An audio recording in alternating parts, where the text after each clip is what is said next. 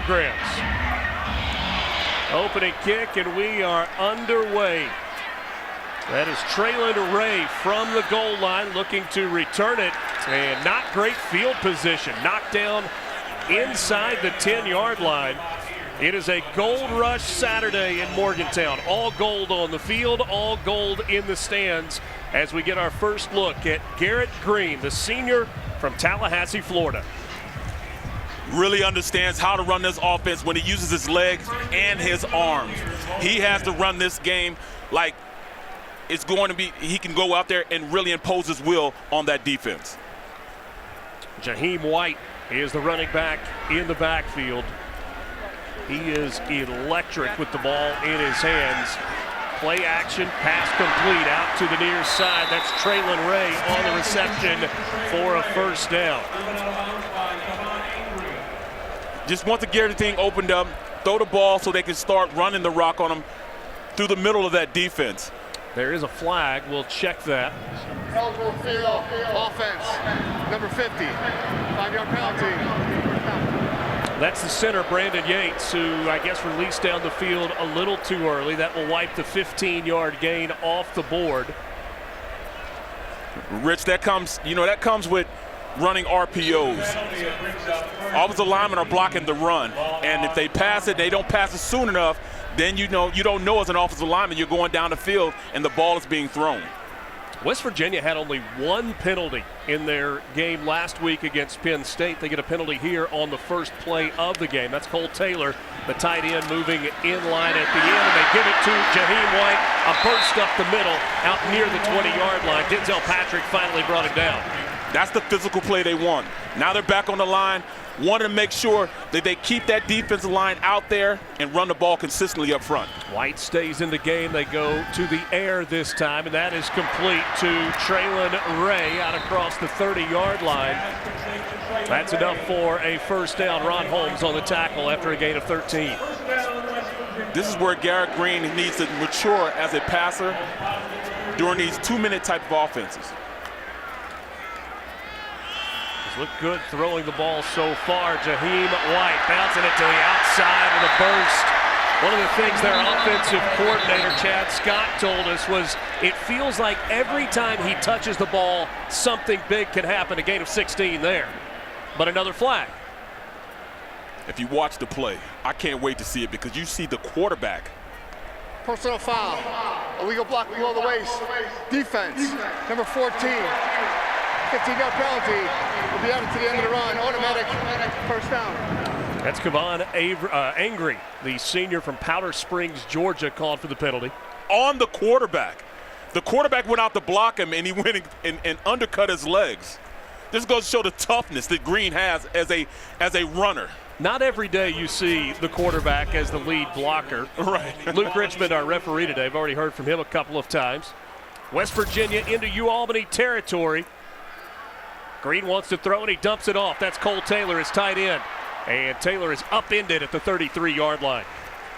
Greene showing great poise out there, executing the offense, getting it to his receivers, his big play receivers. Tight end's going to be integral in this offense with the short passes and also blocking on run plays. This is an offense for West Virginia that features two running backs, Jaheim White and C.J. Donaldson. We've only seen Jaheim White so far in this game. He gets the ball in his hands, and he's stacked up after a short gain.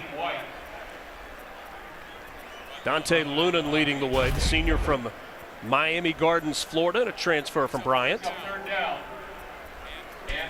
And also Lunan today normally wears number 10. Today he is wearing number 8. I'll tell you more about that as we go through the game and why he's wearing number 8. That's the Play Like AJ honor. In honor of the late AJ Simon. On the ground to the outside. Irv Wiggins on the tackle after Garrett Greene gains enough yardage for a first down. This Duke's defense have to make sure they play sound, disciplined football. Stay on the outside. If you have outside containment, bring everything in to the rest of the players on the inside so you can corral a running back.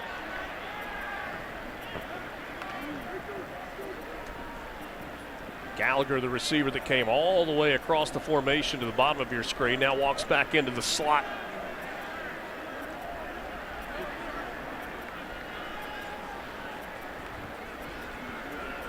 First and 10, West Virginia. That one incomplete, trying to get it to Rodney Gallagher Gallagher III. He had one catch last week against Penn State. You know, up front, this Duke's defense want to rush the passer. They were great last year, led the FCS, and up at the top as far as sacks and influence the quarterback in negative plays. Everything is about putting pressure on the quarterback. They'd like to do that with the front four. White stacked up there. Gang tackle, including Ron Holmes and others. Bill Nessett, the defensive coordinator for the Dukes, he was able to do that last year. Rush four and not send linebackers. I think against this Mountaineer offense, he's going to have to bring a little bit of pressure. This is a veteran offensive line, a big offensive line, and they are known for running the ball very consistently. 3rd and long. Traylon Ray in motion. They swing it to Ray. Ray across the 20, down close to the marker. Well, it's going to depend on the spot. He needed to go to almost the 16-yard line. He's going to be about half a yard short of the first down. That's where you should see hard-nosed football, running between the tackles. Don't try to do any misdirection. Just put your man on the defensive lineman, drive block him, go for the first down. A little bit bigger back. C.J. Donaldson comes into the game. Number 4, you'll see him lined up in the backfield. Pistol formation with Greene at quarterback. 4th down, less than a yard. It's a handoff to Donaldson, lowers his head and pushes the pile across the 15. First down, West Virginia. There was no playing around with that. Simple inside run play, zone inside. Run behind the center and them 2 big guards. 5th first down of this opening drive for West Virginia. This is the 11th play of the drive coming up, as the Mountaineers looking to strike first, hosting the Albany Great Danes out of the CAA. 2 tight ends on that right side. Greene has it swatted away in the end zone, trying to get it to Preston Fox. That was Kevon Angry in coverage that time. He was step for step with Fox. Great coverage on there, but you know, you look at this defense. They are really good in man-to-man, but you look at this offensive line, they were in 12 personnel, 1 quarterback, 2 tight ends, and they're going to use that more so as a base formation in their offense. Those 2 tight ends were Cole Taylor and Traylon Davis. You see that look again. Taylor is the tight end on the line. Now it's on the ground. Jaheim White breaks a tackle. He gets to 5, gets a block from his quarterback, and gets into the end zone for a touchdown.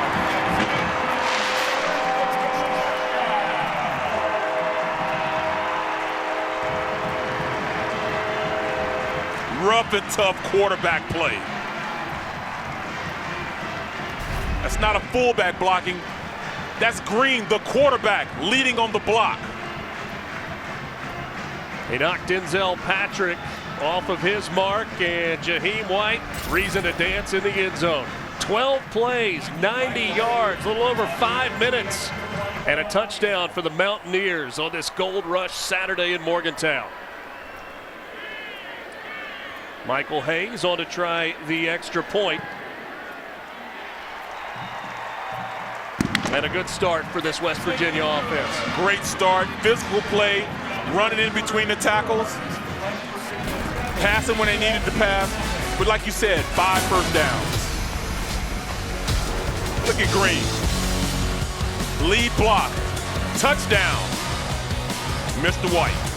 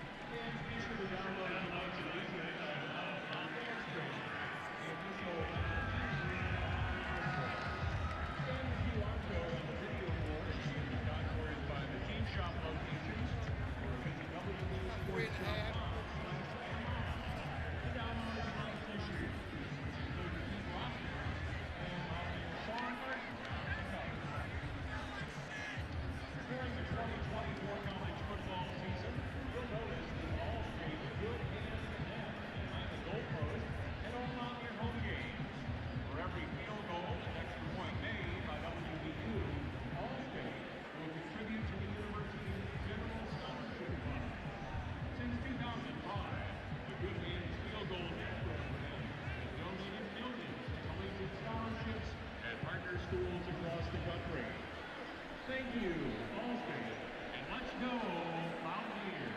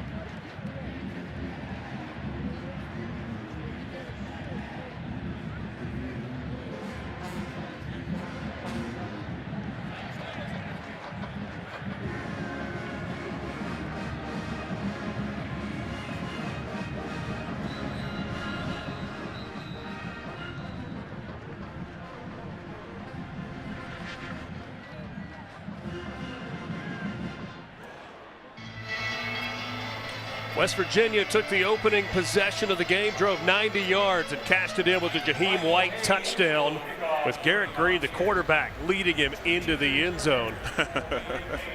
And now Neil Brown in his 6th season, one game over 500, coming off a 9-4 year. Best year, a year in which West Virginia was picked 14th in the Big 12 going into the season. They played last year with a huge chip on their shoulder. Similarly, a year ago, lost the season opener to Penn State. It was on the road in Happy Valley and then reeled off 4 in a row right after that. Trying to do the exact same thing. This opening kick will go out of bounds.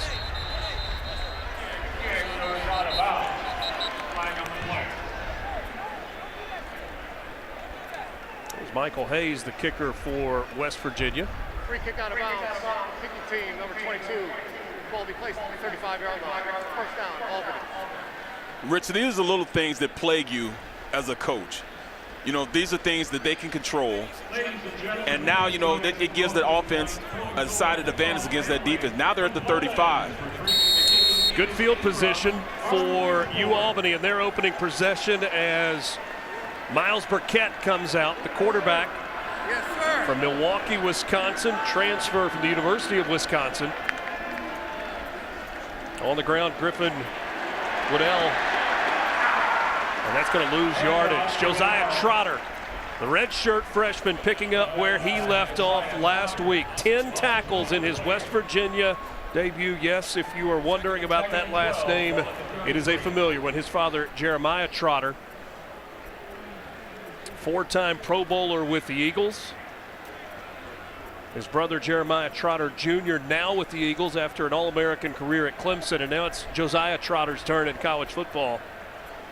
Missed all of last season with an ACL injury, but he has been good to start the year. Best player on the defensive side, says head coach Neil Brown, as that pass falls incomplete, intended for Seven McGee. Yeah, the Trotters, I'm very familiar with the Trotters. I played with the Axeman himself, Jeremiah Trotter, and if you look at Jeremiah Jr., he's setting his own play out there. Miles Burkett, the sophomore from Milwaukee, last week against Long Island in the opener, 165 yards, a touchdown, and no picks. Faisal Aiden comes in as the running back on 3rd down and 12 for UAlbany. Great Danes won 27-21 last week in the season opener against LIU. Burkett incomplete. Pass intended that time for Levi Wentz. Aiden Garnes in coverage. Made his West Virginia debut after transferring in from Duquesne a year ago. You know, Jared Ambrose, the offensive coordinator, wants to make sure he throws multiple sets at him. Back then, they were in no tight end formation. One running back, we call that 10 personnel, and tried to get the ball out with a quick pass. Owen Lawson will punt. It's a driving spiral. Preston Fox will receive it at the 11-yard line. Brings it out across the 20. 47-yard punt that time from Lawson, and that takes us to a timeout. 8:38 to go in the first quarter. West Virginia in front 7-0.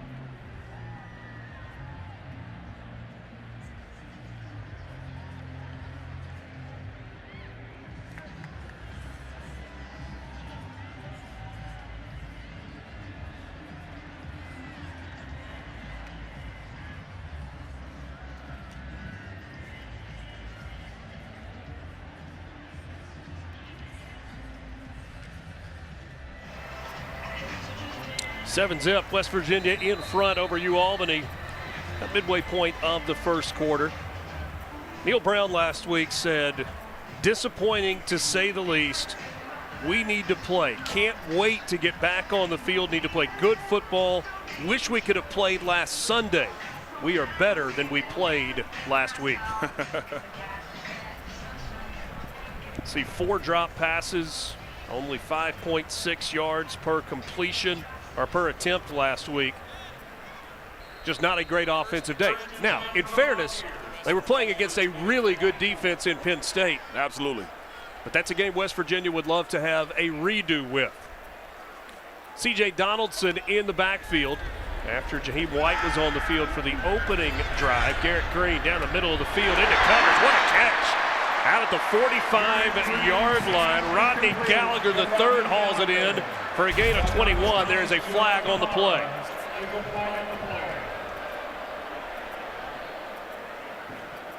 Correction. First down, West Virginia.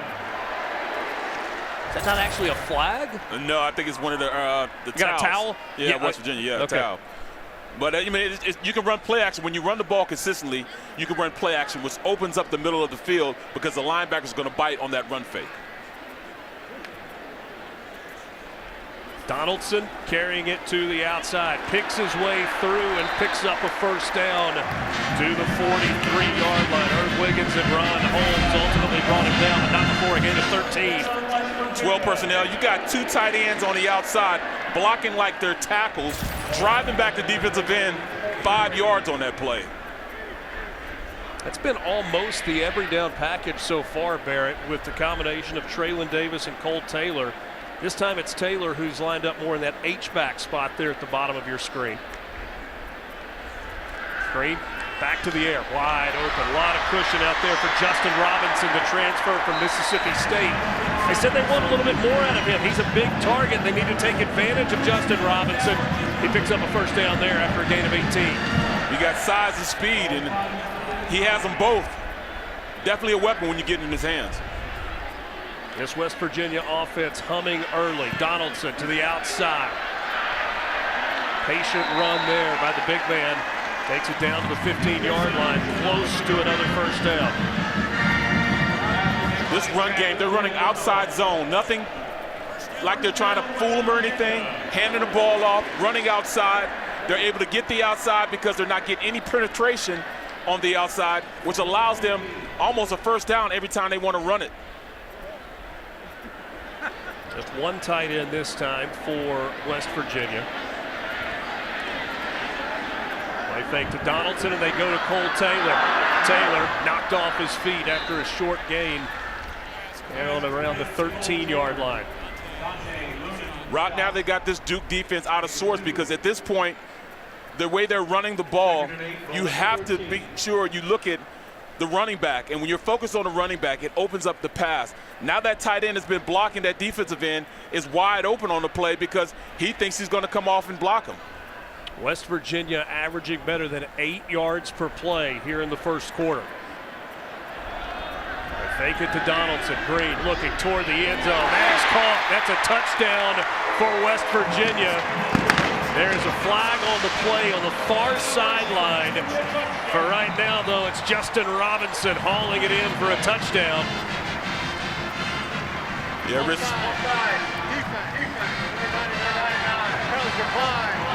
Result of the play is a touchdown. So the touchdown will stand for WVU. 6 plays, 76 yards. It was basically a free play for Greene. He saw the guy jump off sides. When he saw the defender jump off sides, he knew he had a free play on it. First touchdown catch for Robinson in a Mountaineers uniform. He had 4 in 2 seasons at Mississippi State. Michael Hayes on for the extra point. So far, it is all West Virginia. 2 touchdown drives, long touchdown drives, and they forced a 3 and out the only time the defense has been on the field.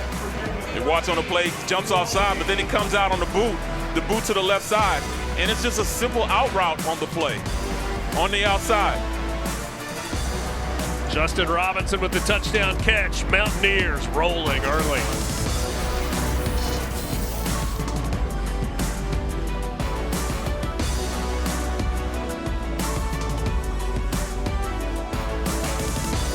At this time, we'd like to announce the man of the game presented by the casino at Nemacolin.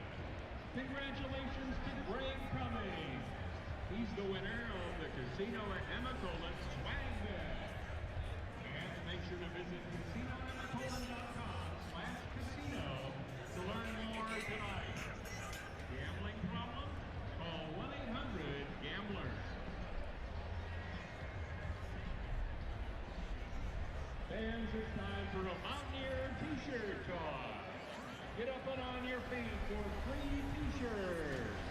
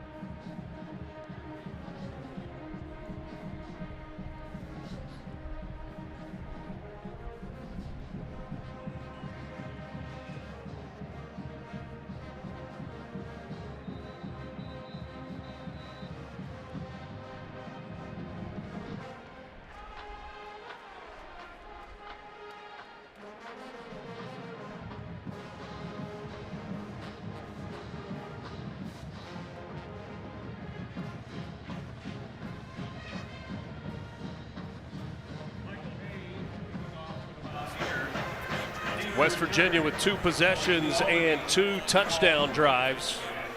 Mountaineers lead at 14-0 here at Greene. 7 of 9, 80 yards and a score to start the ball game. Jamal Cooney will be the deep man for Albany. Michael Hayes, the second, will kick it off again for the all-gold-clad Mountaineers. Cooney takes it, drops it at the 8, and signaled fair catch, so I'll be at the 25-yard line. Let's go back to the touchdown play, Barrett. What do you see here? Well, first of all, they jumped offside, so Greene knew he had a free play.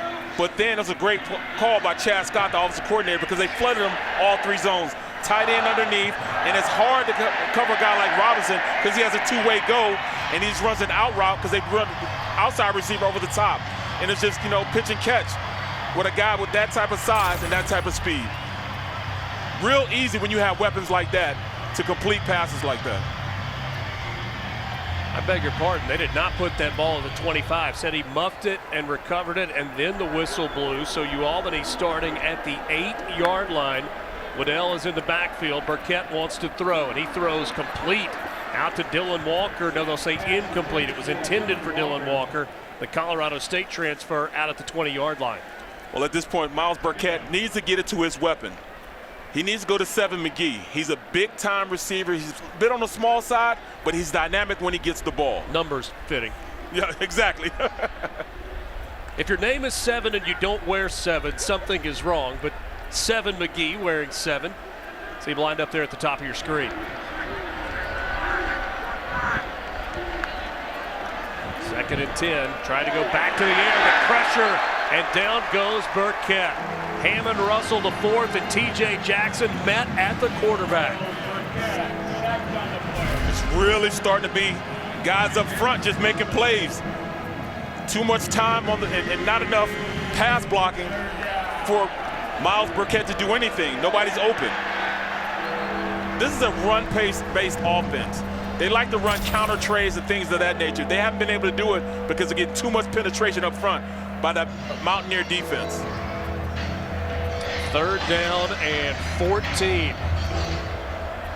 Albany's offense has had trouble dealing with this West Virginia defense so far.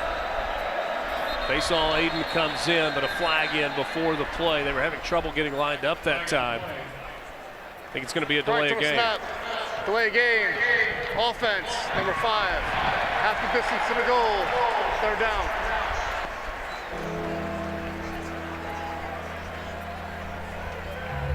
Albany has run 5 plays for -6 yards on its first 2 offensive possessions.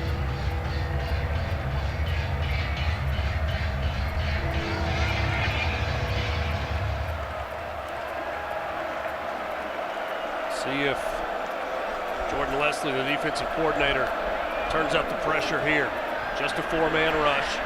And that pass is complete out across the 20-yard line. Caden Birdie with the catch, the sophomore from Marlton, New Jersey. That's enough for a first down. A great throw that time by Burkett. And they have the weapons out there. This is just a simple in cut, and he was able to throw right in between 2 DBs on the play. Gain of 20. Out to the 22-yard line. And a little bit of breathing room, and now maybe an exhale of relief for the Great Danes. Burkett going to keep it himself, and he is met by Ty French, the senior from Moultrie, Georgia, transfer from Gardner-Webb. Just sound defense. The defense stayed where they're supposed to play within the framework of this defense. They ran a trap play inside. Ty French was an All-Big South first-teamer a year ago. School records with 61 tackles for loss and 34.5 sacks in his 4 seasons at Gardner-Webb. Waddell back into the game in the backfield. West Virginia's defense already with a sack and 3 tackles for loss. This is just the 2nd drive for Albany. Burkett, little self-preservation, slide shy of the 20 and brings up another 3rd down. When you watch their defensive line, the Mountaineers are running games, ET stunts, TE stunts, and what it is getting the offensive line on different levels, and they're not able to pass these games off, which is getting right in the quarterback's face, so he can't make a decision whether he wants to put the ball down the field because they're not open when he does get a chance to throw it.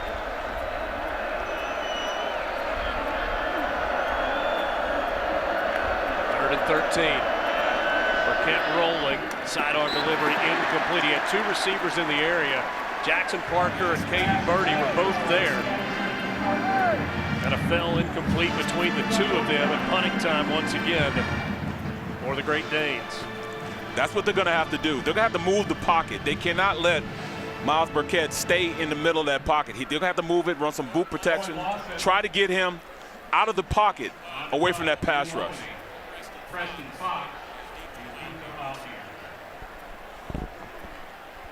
Preston Fox back to receive this punt. This time a wobbly kick that takes a Albany bounce, rolls inside the 35. Will be down closer to the 30-yard line. And that's where West Virginia will begin its 3rd offensive possession, a 50-yard punt with no return. Neil Brown in his 6th season as the head coach, only 44 years old. You know, every team has got kind of a mantra that they live by. He says the identity of our team it's wrapped up in 4 things: discipline, strain, being mentally and physically tough, and being smart football players. And I asked him when we talked yesterday, I was like, hey, midnight tonight, if you win the football game, you're home propping your feet up, what will have defined success? And he immediately went to those 4 identity pieces and says that's who we are when we're playing good football. Hudson Clement with the catch. Yeah, a little boot to the right side. But you're right, you know, Brown wants to do that. He wants to make sure you play tough brand of physical football. They did 2 of those against Penn State. Physical, but they made too many mistakes. You don't have to worry about effort, but you have to worry about that going out and making the simple mistakes would lead to bigger things going wrong in your play. Jaheim White was the running back on the field for most of the first drive. Then it was C.J. Donaldson's turn. White back in the game, and it's a swing pass to the outside, and Day Farmer out across the 45, brought down by Denzel Patrick, but not before a first down. And those are the plays, if you are on defense, you got to make. You had him in the backfield. Go up and make a play. Don't miss. You got to make sure you make that play. Day Farmer is a freshman out of Melbourne, Florida. Played his high school ball at Melbourne Central Catholic. 4-star wide receiver. He was a top 50 wide receiver as rated by ESPN. Jaheim White goes in motion out of the backfield. Greene looking down the field with pressure in his face. Completes out across midfield. On the catch, Rodney Gallagher III. Now they're trying to go out and really confuse this Duke defense. 12 personnel, but they split all the receivers out wide. Empty formation, and just throw a little out route for the completion. Now you're in 2nd and 5 as opposed to being 2nd and 10. Jaheim White last week had 8 carries for 33 yards. They go play action to White. Greene looking to throw. He avoids pressure, and now he's got some room. Trying to make something happen, and he slides. They'll mark him down at the 39-yard line. Smart play by Greene. Not necessarily a decision to run, but when he does run, slide a little bit. You know, don't take the punishment that you don't have to. He's already had 2 blocks, 1 block for a touchdown. This time he erred on caution.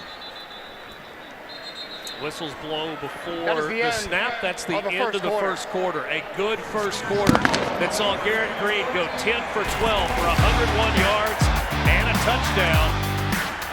Even got a little bit of an assist with a block as Jaheim White went into the end zone for the opening score. Justin Robinson had a touchdown catch as well. 14-0 Mountaineers after 1.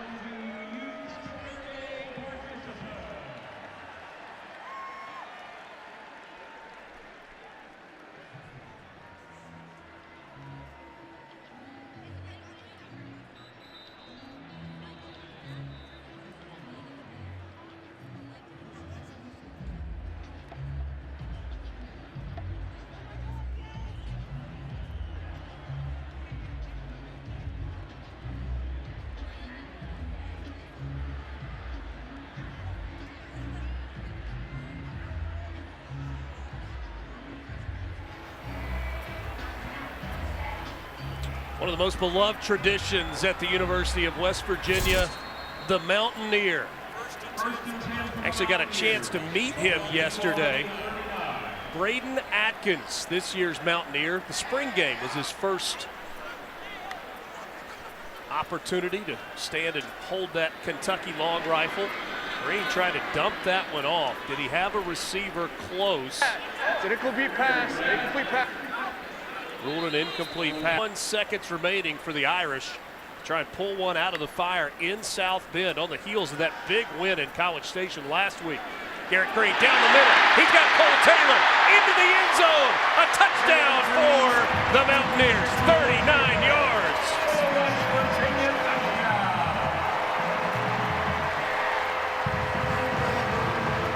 Cole Taylor, who is on the Mackey watch list as the best tight end in America.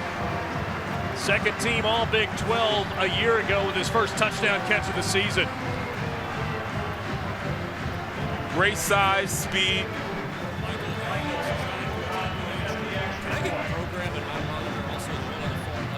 6'7", 255.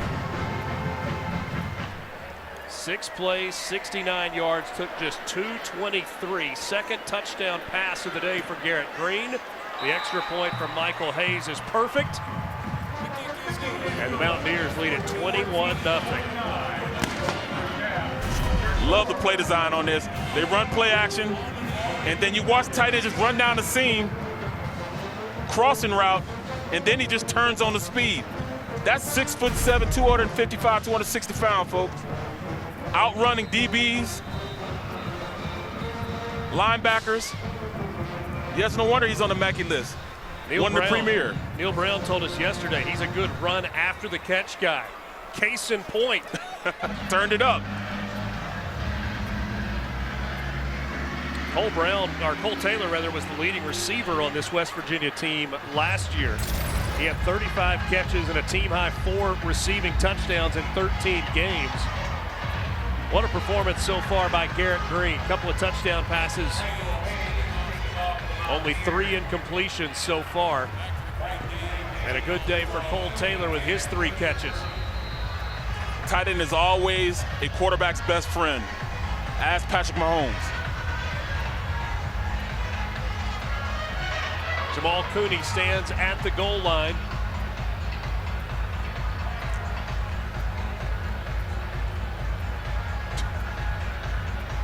Travis Kelce, I think, is who you were talking about.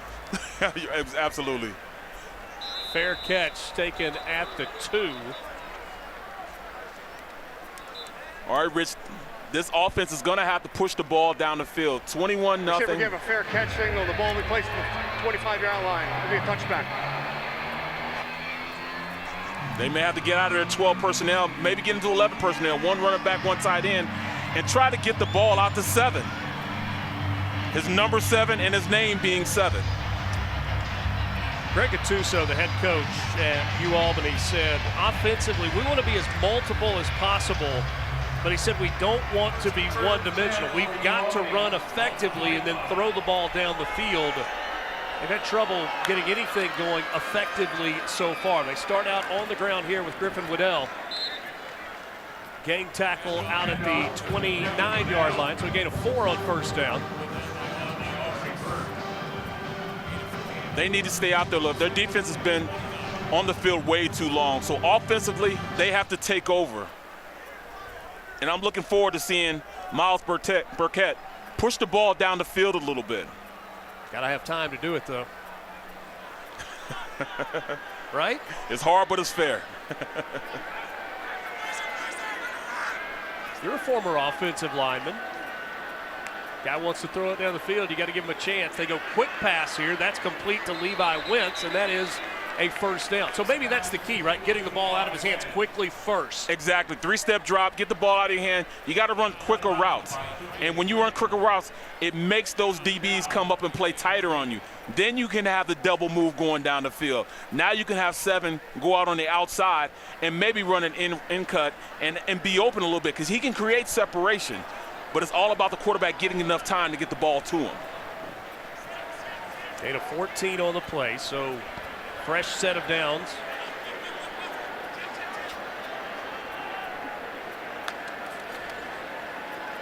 Burkett, this time he has time. Good coverage down the field. Burkett going to keep it himself. He'll go out of bounds at the 40 after a gain of a couple. Josiah Trotter running at him like a heat-seeking missile. And it's funny, you know, I watched this kid from Pop Warner football in Voorhees, New Jersey, to prep, St. Joe's prep, and now a Mountaineer in college. I watched his brother the same way, linebacker position, taught by his pops, all-pro, Jeremiah Trotter.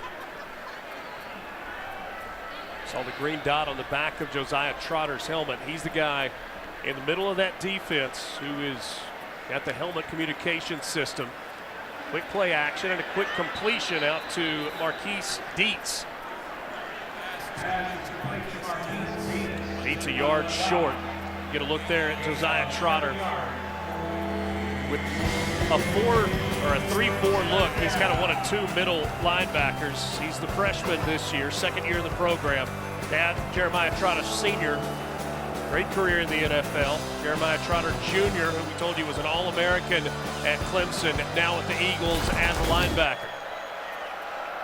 He was in Sao Paulo last night.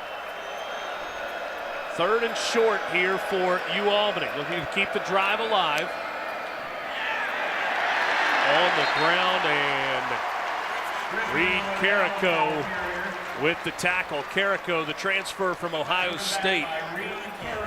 I don't understand why they ran the ball on this play. I would have kept going with the short passes because this defensive line is getting up the field too fast. Penetration kills all run plays, and watch. The linebacker gets up the field. That penetration stopped this play drive. Why not go out there and keep doing what you're doing? Quick passes. The biggest upset of this young college football season just happened in South Bend, Indiana. Northern Illinois, 16-14 over number 5 Notre Dame. Unbelievable. Lawson punts this one out of bounds, and we'll see exactly where they mark it when we come back. West Virginia in control here in Morgantown, leading 21-0 over Albany after a 20-yard punt.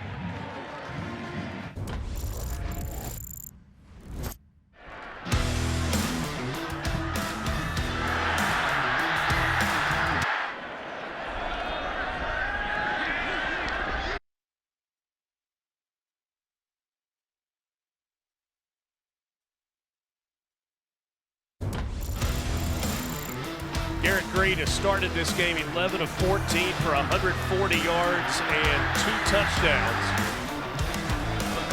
More so than that, 2 blocks.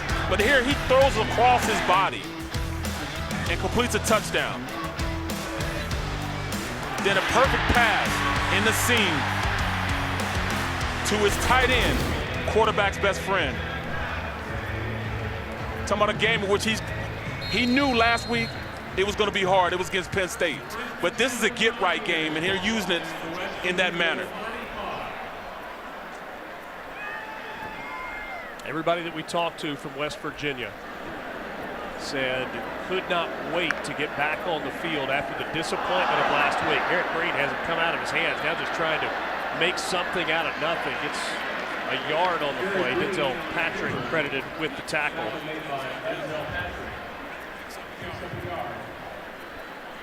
And that's a facet of his game he's got to take advantage of, his speed and his athleticism. Play action, plenty of time. Now pressure. Greene will dump it off. Complete to Preston Fox there. You know, he reminds me a lot of Baker Mayfield. His demeanor, his confidence, kind of like a Baker Mayfield type of player. That's a big comp. Oh, yes. I mean, talking about moxie. He was one of the leading rushers as far as quarterbacks in the Big 12 Conference. 86 rushing yards in this first half so far for West Virginia.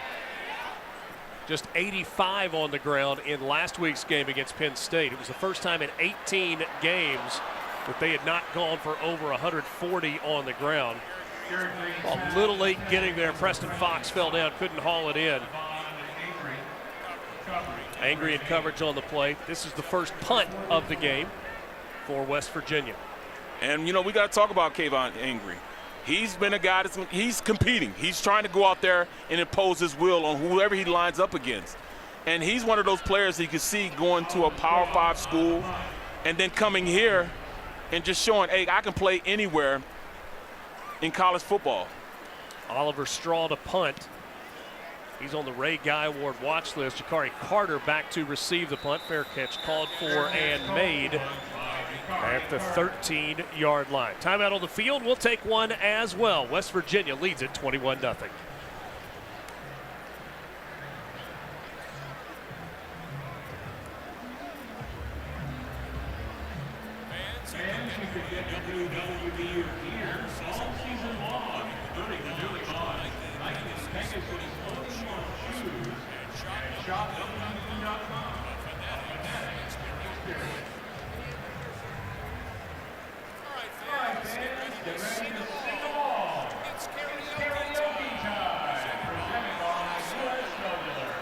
It's karaoke time.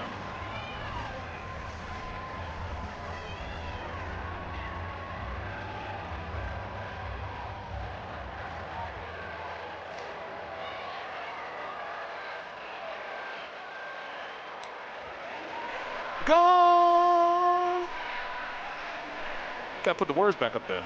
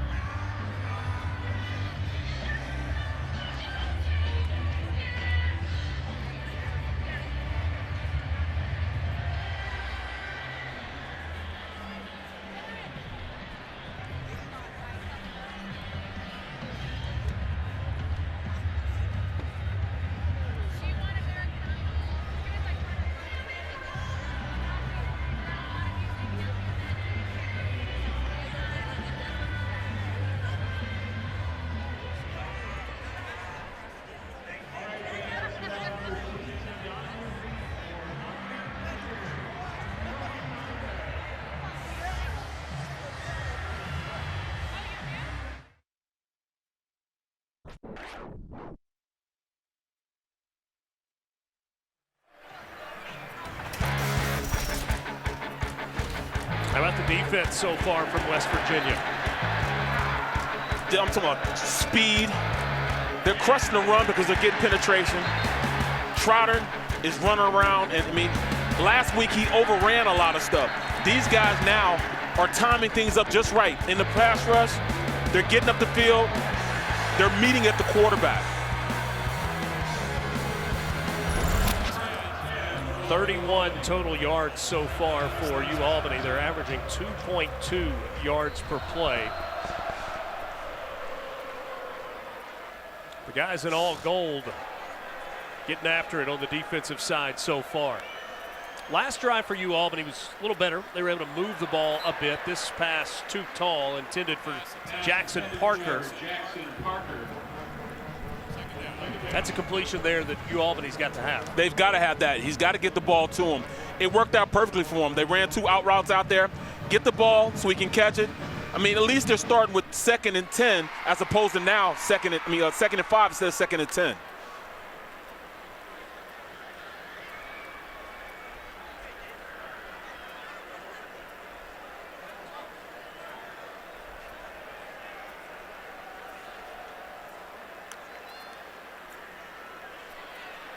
Seven McGee was the motion man. They faked it to him. Burkett kept it himself. He'll gain a couple out to the 15 before being dropped by Tyron Bradley Jr. Rich, they can't run plays like this. It takes too long. This was a quarterback trap. They pulled the backside guard around, and then he followed him up in the hole.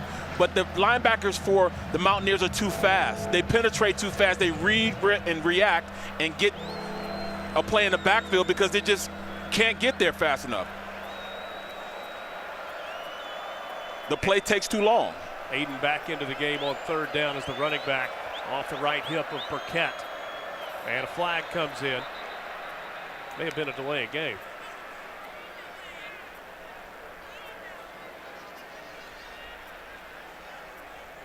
Delay game. Defense. Number 4. 5-yard penalty. 3rd down. So instead of 3rd and 8, going to be 3rd and 13. 3 penalties now on Albany. This may have been one of the cases where you can hear the defense saying, hut, hut, hut.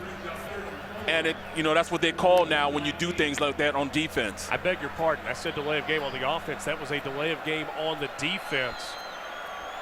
So instead of 3rd and 13, it's 3rd and 4.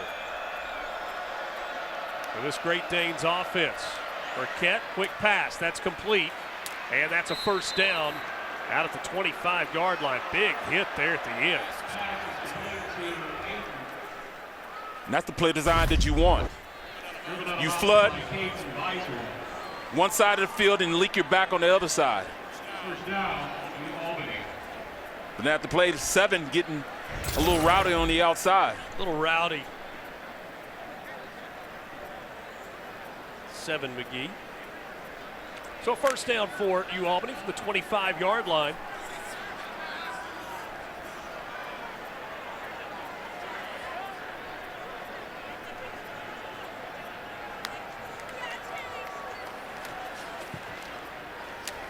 Couple on 1st down.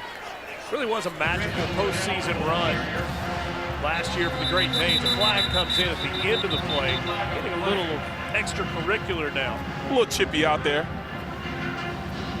Trip to the FCS finals where they matched up with the eventual national champion South Dakota State. They had a 1st-round bye as the number 5 seed, highest seed in school history. After the play, unsportsmanlike conduct, defense, number 12, 15-yard penalty, automatic 1st down. That is number 12's first unsportsmanlike foul of the game. So that's Anthony Wilson Jr. He's got the undershirt coming apart on him. And that's exactly what Coach Brown has mentioned. You cannot beat yourself. No matter who the opponent is, you got to play sound football. See Wilson there. I don't know about that. A little ticky-tacky there, yeah. Not a lot there. Unless they were calling the flop at the end, maybe. Regardless, the 15 yards gives Albany good field position on this drive, and that's a pass down the field. Marquise Dietz on the reception. Had just 1 catch for 10 yards last week. That's a gain of 24 on his 2nd catch of the ball game. And you look at it, you give him a little time. They will beat him on the seam, a little seam route over the top. Was able to get there before the safety gets there. Burkett has an arm. He has some talent.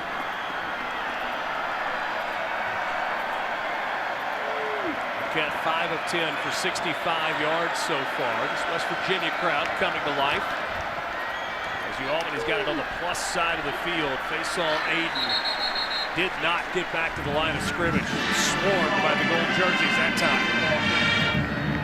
You know, they're up front, the Mountaineers are running twist stunts, and it's interrupting the blocking schemes of the offensive line. Oh, that was just good old-fashioned plug by the linebacker. Timeout for an injury. Injury timeout on the field. West Virginia has got a player down. We'll check on him when we come back. 2nd down and 11 for Albany after this break with West Virginia in front, 21-0.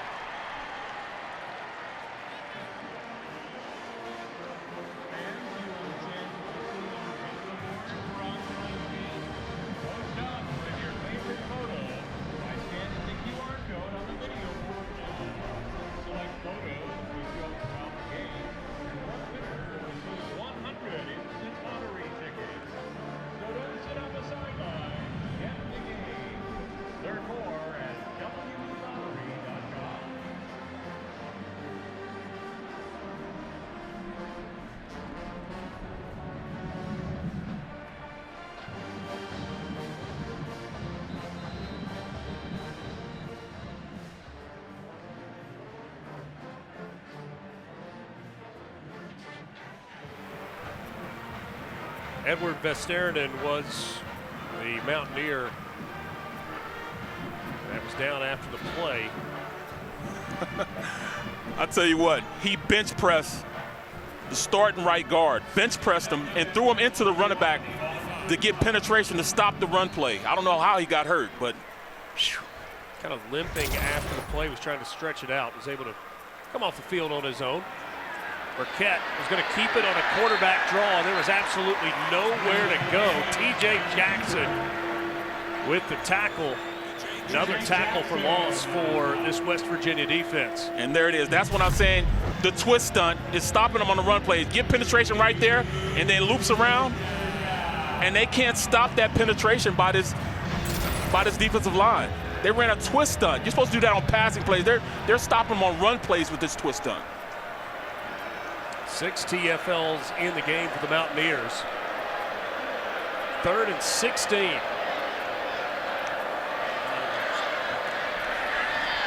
Over the middle, and it's caught.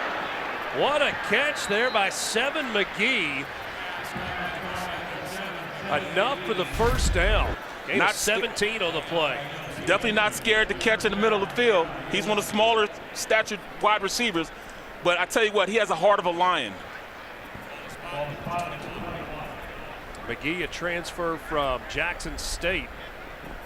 Had a career-high 119 receiving yards on 5 catches, including a 75-yard touchdown pass last week. exceptional athleticism and speed. Burkett started this game 1 of 5. He has completed 5 of his last 6 passes. And a timeout taken by Albany. Charge timeout, Albany. First of the half. Be a 30-second timeout. Barrett, what's been different? There have been a couple of big pass plays over the middle of the field. Burkett's made good throws on. I think it's more so that offensive line saying, look, we've got to give this guy a little bit of time. He's making faster reads in how this defense, and he's breaking them down just enough to get the ball out. Yes, they're still getting up and getting pass rush on him, but he's sticking in the pocket and delivering a catchable ball, as opposed to earlier on, he was overthrowing guys or throwing it in the dirt. He is now comfortable in the pocket enough that even though people are falling around him, he's delivering a catchable ball to his receivers in the middle of the field. Richard Cross, Barrett Brooks with you from Morgantown, West Virginia, Milan Puskar Stadium. West Virginia in front 21-0. First down, deepest that Albany has gotten in West Virginia territory. Burkett trying to make something happen.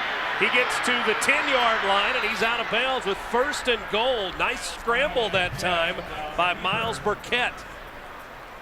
That's him showing great patience right here. They still get up the field and get a little penetration on him, but he is able to elude the rushers and then show a little speed and athleticism and get out on the corner.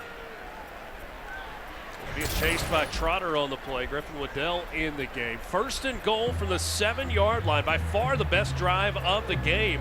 So far, 9 plays and 80 yards. It's taken almost 5 minutes. Albany, though, wants to cash in with 7.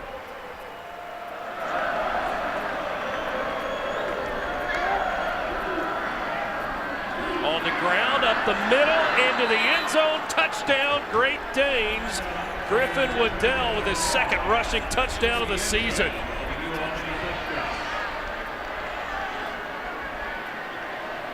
What a drive. And I love the way they capped it off. It's just inside zone. Griffin Waddell takes it right up the field, catches them in man-to-man, spread out, picked his hole, and would not be denied going in for the touchdown. 10 plays, 87 yards, took a little over 5.5 minutes off the clock. Now John Opalko on to try the extra point.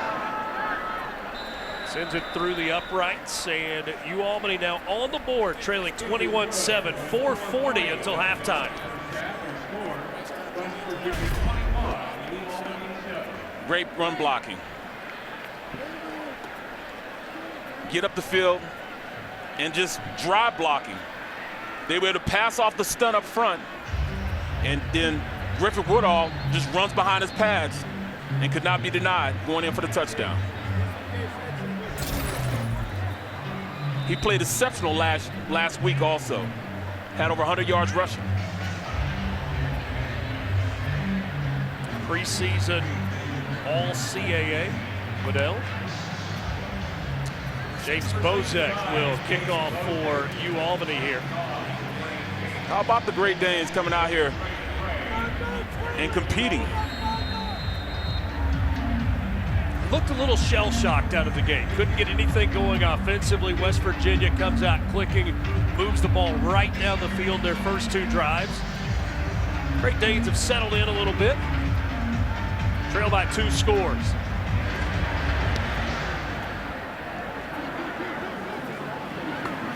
Traylon Ray will return this one. Out across the 25, and that's where the offense will go to work. 28 yards on the return. Defensively, they really need to bow up a little bit and force another punt. If they still want to stay in this game, they must force another punt. With 4 minutes, 35 seconds left in the first half, this will give them a little inspiration going into halftime.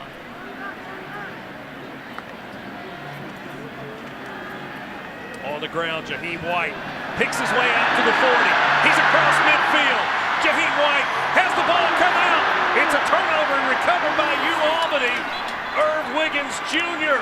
with the fumble recovery. How about that for a change of play? Okay, don't stop for on the field is a fumble recovered by the defense. First down, Albany. Don't make them punt. Just go ahead and cause a turnover. It was a gain of 37 on the ground for Jaheim White. Tackled the football instead of the player. Thomas Joe Kamara was the one that ripped it out, got that uppercut, knocked it loose. Actually, wasn't even an uppercut, just kind of grabbed the football and ripped it out right into the hands of Irv Wiggins Jr., the freshman from Rochester, New York. A little electricity going over on that Great Dane sideline.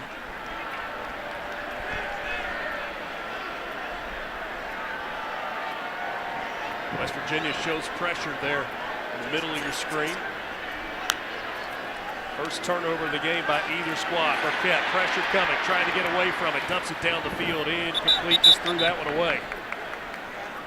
Good decision. But he really needed to see, he saw the blitz coming. When you see the blitz coming, you got to make a quicker decision. You got to have a route in which you can have them come back to it. A blitz pickup type of route. Jordan Leslie, the defensive coordinator for this West Virginia team, said our philosophy is to stop the run and then don't get beat deep. He saw plenty of effort last week, but didn't see the execution that he wanted. Burkett with time, throws it down the field, and it's caught. That's 7 McGee, and that's into West Virginia territory. There's just Miles Burkett, not necessarily having a boot protection, but he's reading the defensive line and how they're rushing. And he's moving out so we can get a better launch point and read the field so we can throw an accurate pass to the open receiver. And Barrett probably could have run for a first down there, but was looking to make the throw, and he made a good one. See, the only thing when you do go man-to-man, there's nobody accounting for the quarterback. So that's why they're running a lot of man-to-man on the defensive side of the ball for West Virginia. Timeout on the field for an injury. 7 McGee is the player that's down. He's been big for you, Albany. I hate to see that. You see that, and what you hope is that it's a cramp. But yes. His reaction makes you wonder if that's the case or not. You see Greg Gattuso in his 11th season. Last year, he was the AFCA, it's the Coaches Association, FCS Coach of the Year. Also named the CAA Coach of the Year last season. We had great conversation with him. You could just tell how confident he was in his team and his team's ability to go out there and compete at the FBS level. Is he telling him rub some dirt on it? You know what? In talking to him, that's probably what he said. Really enjoyed that visit. And you know, you mentioned earlier, we were talking about philosophy in the transfer portal. Different FCS programs have different ways of looking at things.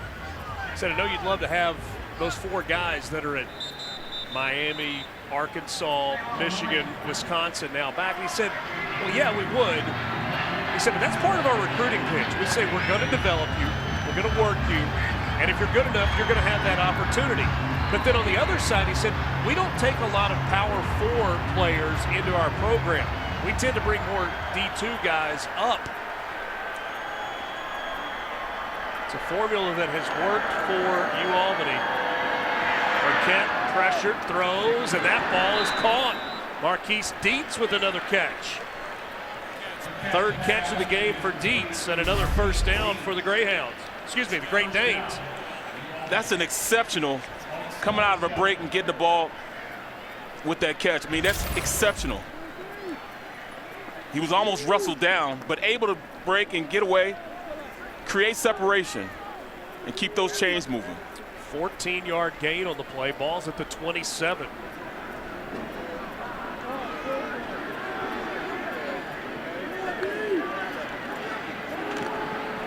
Aiden patient, looking for a seam, and there was nothing there. You know, to expand on what you said about Coach, he said that he doesn't usually take those FBS players because, number one, they usually leave there because they're not getting tape, they're not getting playing time. So he hasn't seen what they can do. Yeah. But what he does is, if you do come, he'll develop you enough that either you get an opportunity or a shot to go to the league or something of that nature.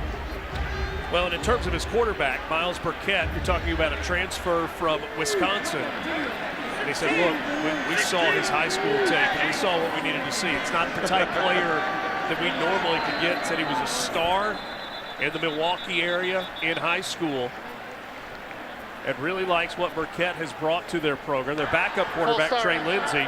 Offense, number 60, 5-yard penalty, second down.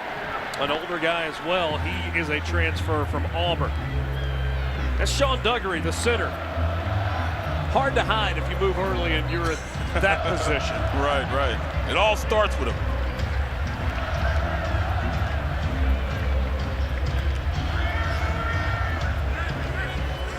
We are closing in on the 2-minute timeout. We'll see if they get this play off. They do not. That will take us to the 2-minute timeout with this is the 2-minute a 14-point lead for the West Virginia Mountaineers. UAlbany trying to make this a one-score game before the half. Now 21-7.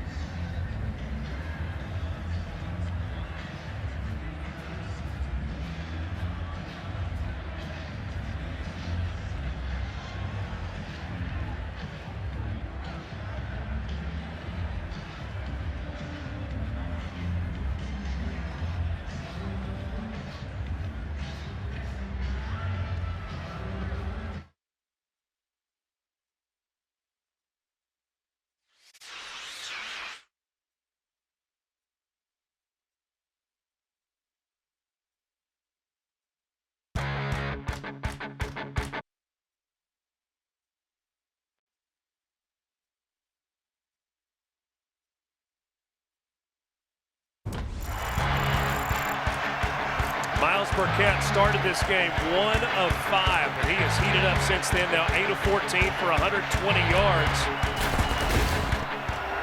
2 minutes remaining in the opening half. It's West Virginia 21-7. Second down and 16 here for the Great Danes of UAlbany. Burkett taking a shot down the field to the end zone. Touchdown! Great Danes, a 33-yard touchdown pass. And that makes it a one-score game. Jakari Carter with the touchdown reception.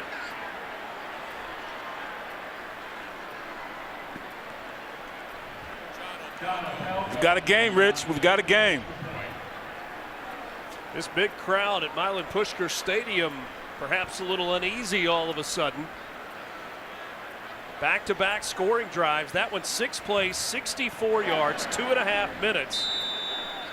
The extra point is good, and it's now 21-14 with 1:54 until the half. A little solid protection, lead the tight end in and a running back in, and just run a go route. It's man-to-man. Watch my guy outrun your guy, and able to have a huge, huge throw, leads him right into the pass, into the end zone. He got one-on-one on the outside. That was Garnett Hollis Jr.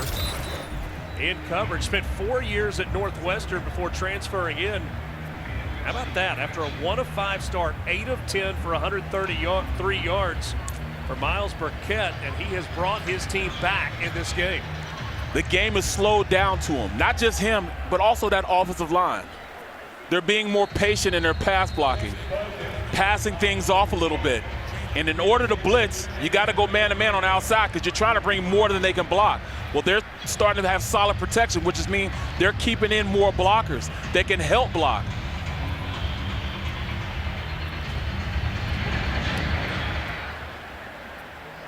Kick away will go into the end zone for a touchback.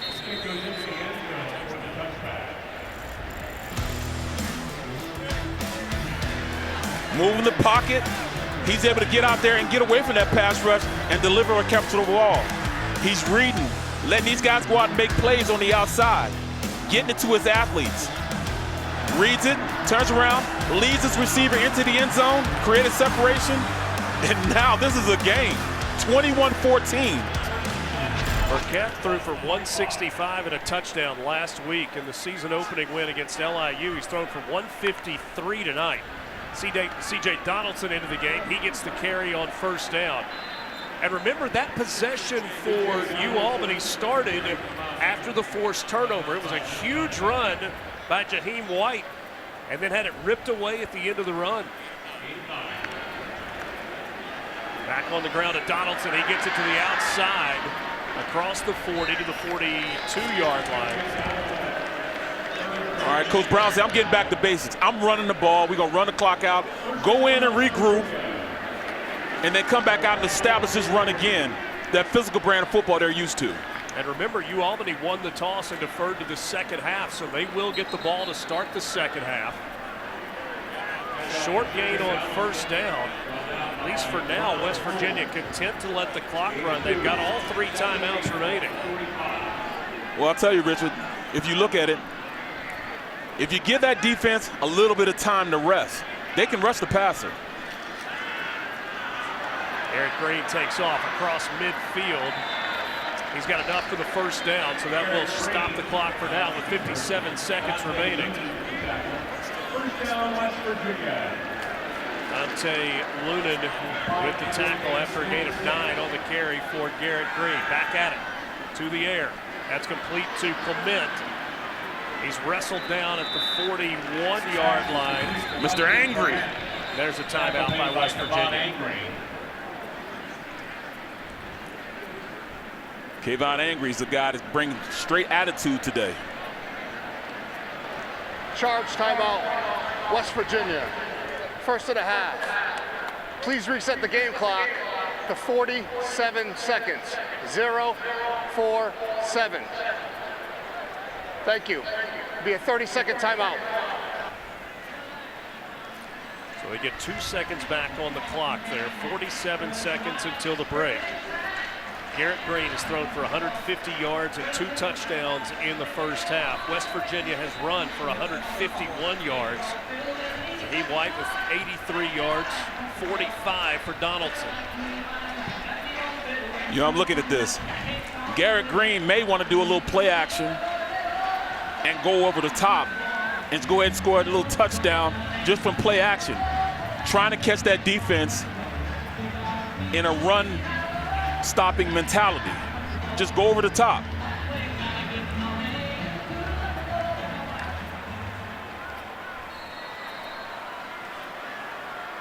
West Virginia 21-0 all-time against FCS opponents. Got a flag on an early jump. Garrett Greene there with a big play with his feet. Still on his feet. Garrett Greene to the end zone. Touchdown, West Virginia.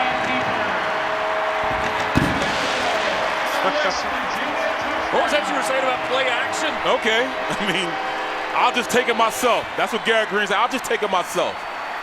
A 40-yard scamper for the West Virginia quarterback, Garrett Greene. He had 772 rushing yards a season ago. That is a big part of his game. Defense. That penalty's declined. The result of the play is a touchdown. The offside was on number 9.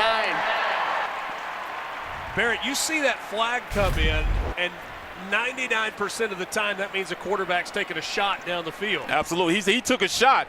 He took a shot with his legs. And when you look at it, this is the second time that he's taken advantage of an offsides penalty for a touchdown. Second time. The first time, it was a pass for a touchdown. This time, a run. He got the little return shove there on Denzel Patrick as well. 6 plays, 75 yards, took just a minute 15. And that brings Milan Pushkar Stadium back to life. 5 carries for 63 yards and now a score for Garrett Greene in this ball game.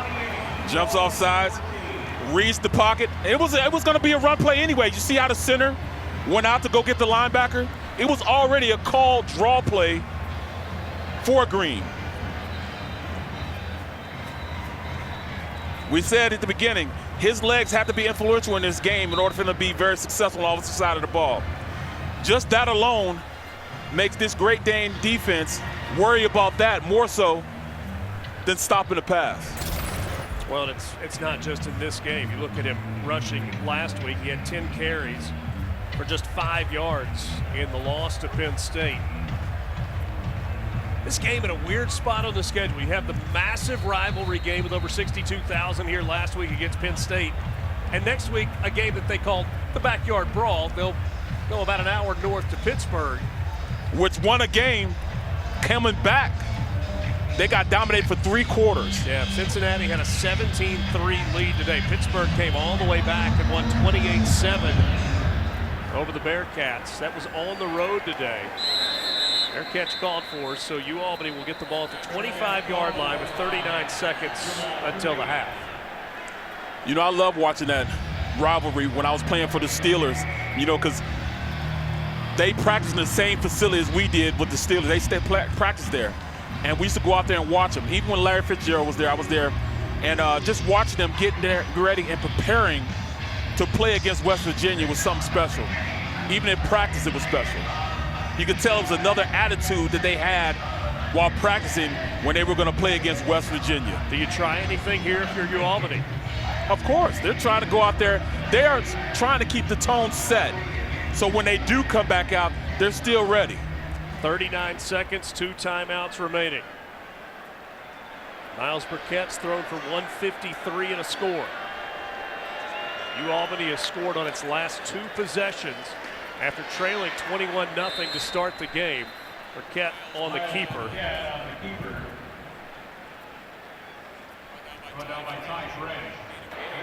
Charge timeout, West Virginia. Be a 30-second timeout. That's the second timeout from West Virginia. Second of the half. Try to create a turnover or something like that in this part of the field, maybe.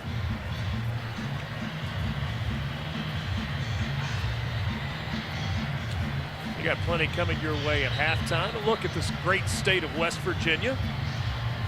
We will check in on scores from around the Big 12 and have a first half recap for you.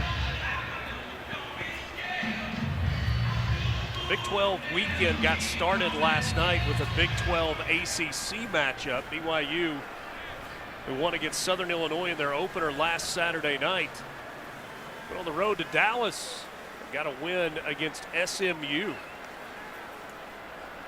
Snap is low, Burkett flushed. And he'll throw down the field incomplete, trying to get that one to McGee. He's showing a little speed out there, a little athleticism. And this is just going to keep that defense aware that, yes, I can run. I can make some things happen with my feet.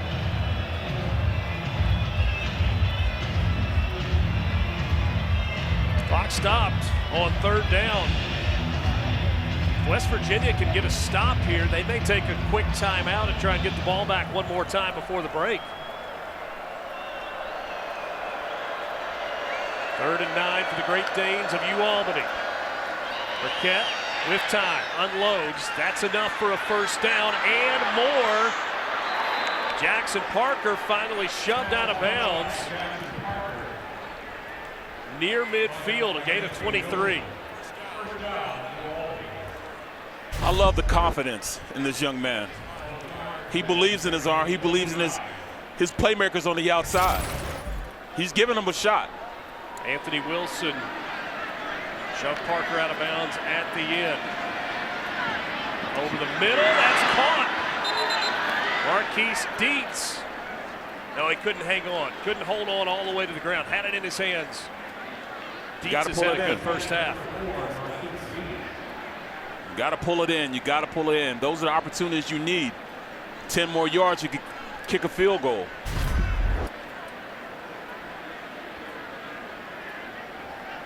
Trying to pull it in. Oh. And yanked it off his hip there. 13 seconds until the half.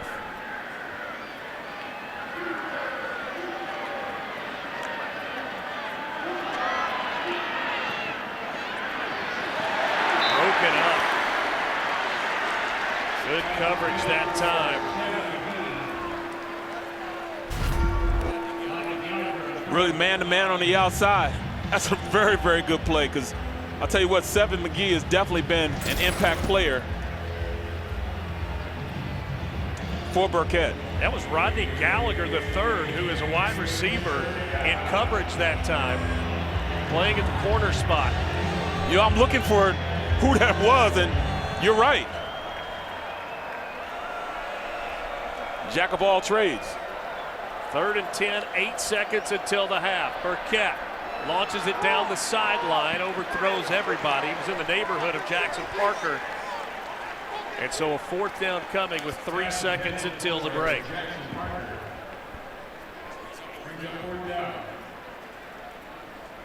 I like the Great Danes of being feisty. There's been a lot of upsets today. Huge upsets. One bigger than all the rest. Oh, absolutely. Northern Illinois. Charge timeout, Albany. So New Albany Final takes its timeout final timeout full of the timeout. half with 3 seconds remaining. Perhaps going to like an end of game type play here. I'll tell you the truth, Richard, I wouldn't be too cute with this. I'd go ahead and kneel it out and go in, lick my wounds, and come back out ready to fight again.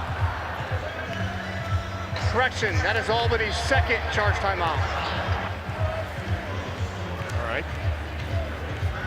Probably not going to matter with just 3 seconds remaining until the half. Right. And I wouldn't put Miles Burkett in any trouble, in any harm's way. You don't want anything silly to happen to him, especially how he's playing right now. But if you're West Virginia, you've got to put a bunch of guys back, right? I mean, it's not like you're bringing the house in terms of pressure on this play. Well, their front four have been good enough by themselves against that offensive line, so I just wouldn't chance it.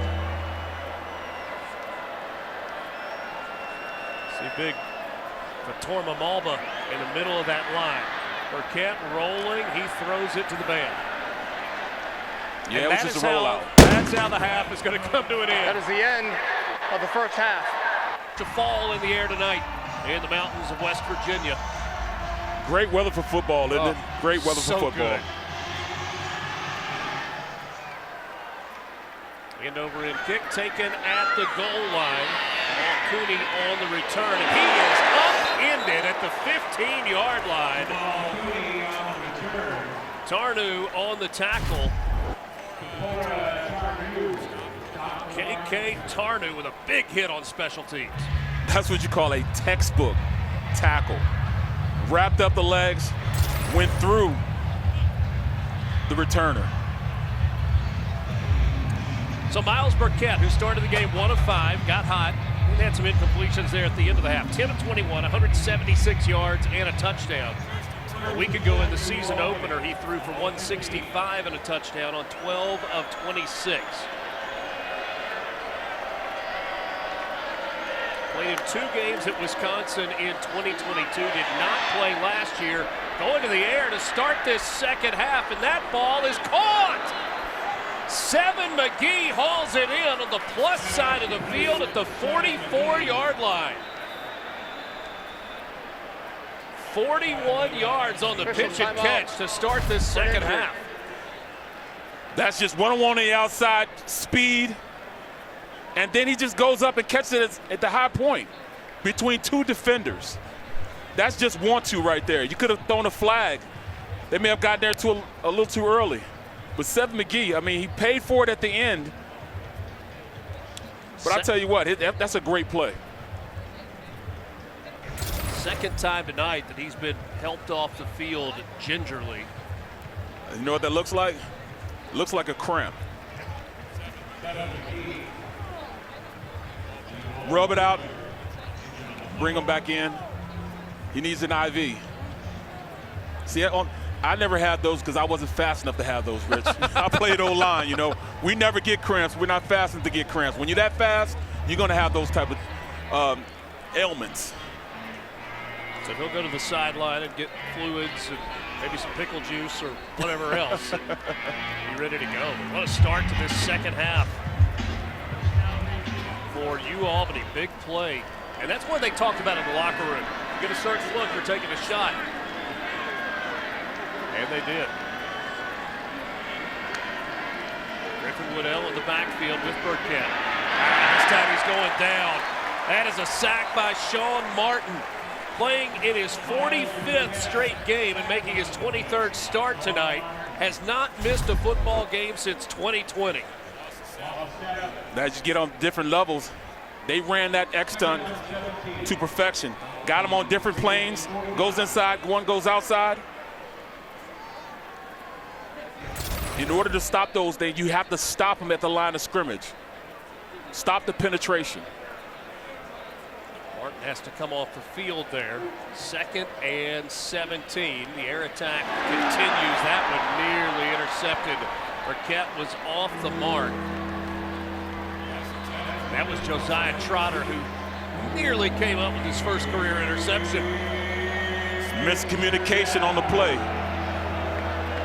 This young man has showed me a lot today. Speed, reading things, but you could tell he slowed down a little bit. He took the coaching that Coach Brown gave him throughout the week and applied it to this game. He's slow playing things a little more than he did in the first game. A lot of times against Penn State, he would overrun plays. 3rd and long. Albany 4 of 8 on 3rd down. Another shot play down the far sideline, and that ball is caught. Levi Wentz with a big catch down the sideline inside the 5-yard line. A 49-yard strike from Miles Burkett. Speed versus your DB. The Great Danes have some players on the outside that are gifted, that can play at the FBS level. And they're showing it right now. You see big plays last week.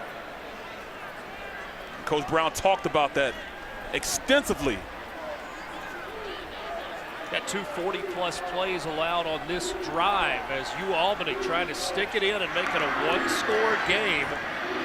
They flip the pass, it's tipped into the air, incomplete. Trying to get it to Dylan Walker, the tight end, on the little hop pass. That was batted down at the line. Oh, Burkett wish he had this back. He wishes he had this back. Wide open on the play. Timed it out just right. Anthony Wilson, what an athletic play. Read it, got airborne, and was able to use that left hand to reach out and bat it away. Albany fortunate that didn't turn into an interception. I want to see if they're just going to run it in. Just give it to Griffin. Woodle, let him run it in. Woodell in the backfield alongside Burkett. Burkett keeps it himself, and he gets down to the 1. He faked it to Jamal Cooney on the speed sweep and then kept it himself.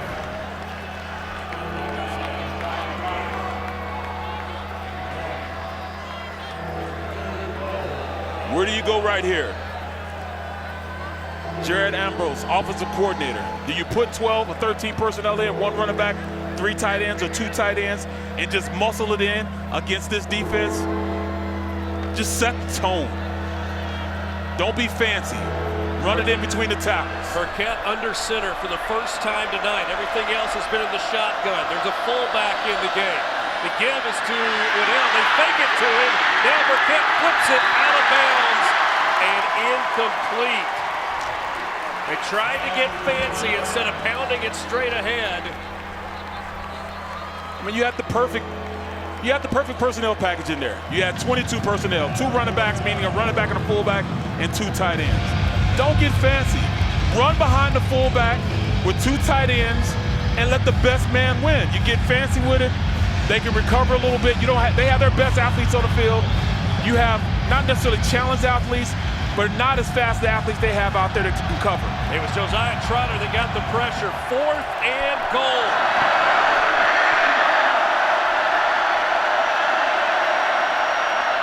Fade route, incomplete. There was a stumble on the route.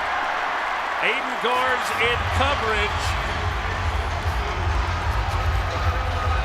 Trying to get to 7 McGee. I mean, he's been there for you.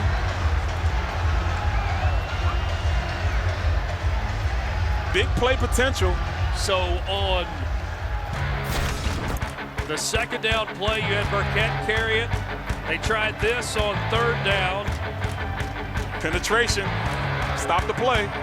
And then on 4th down, tried the fade route. McGee went down. Just hand it off. Comes up scoreless.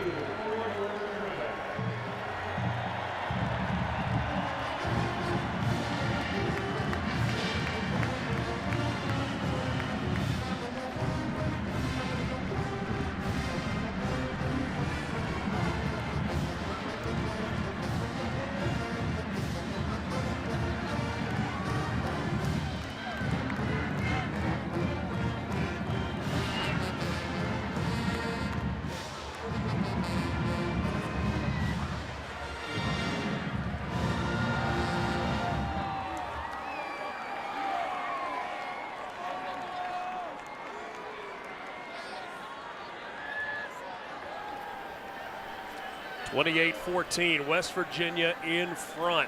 Mountaineers just dodged a bullet after 2 huge pass plays on the opening drive of the half for Albany. The drive stalls out at the 1-yard line. West Virginia's defensive line got pressure, maybe some questionable play calling there.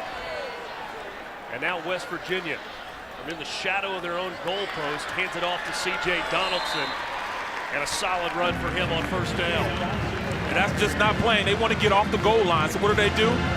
They get out there, run in between the tackles, inside zone, double teams at the point of attack, and they get 7 yards on the play. Sometimes you just got to hit somebody in the mouth, and that's just what West Virginia's offensive line just did. Gain of 7 on first down.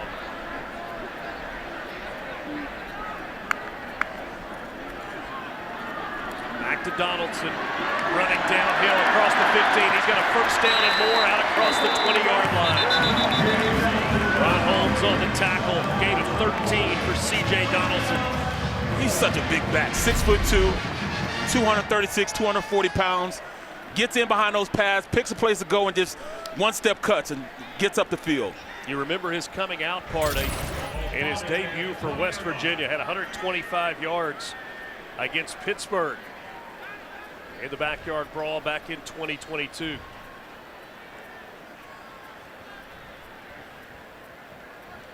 Davis, the tight end that moved to the left side. The handoff now is to Jaheim White. Gets to the outside. Look at that burst of speed. Out to the 30-yard line and another first down before being pushed out of bounds by Denzel Patrick. That's what you call thunder and lightning.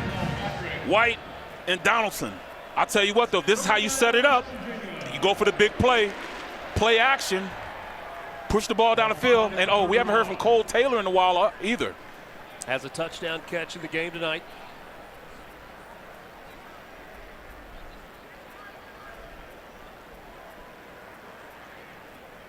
Taylor not in the game right now. It's Traylon Davis.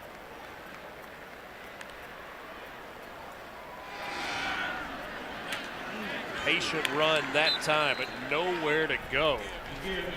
Pads popping. Dante Lunan wearing number 8 tonight. Each week, the coaching staff determines one player that will wear number 8 in honor of A.J. Simon. Garrett Greene, bobble and a catch. Did he haul it in and get a foot down? Yes! What a catch by Jaden Bray. First down. Gain of 14 yards. I beg your pardon, Traylon Ray tipped it to himself and was able to haul it in.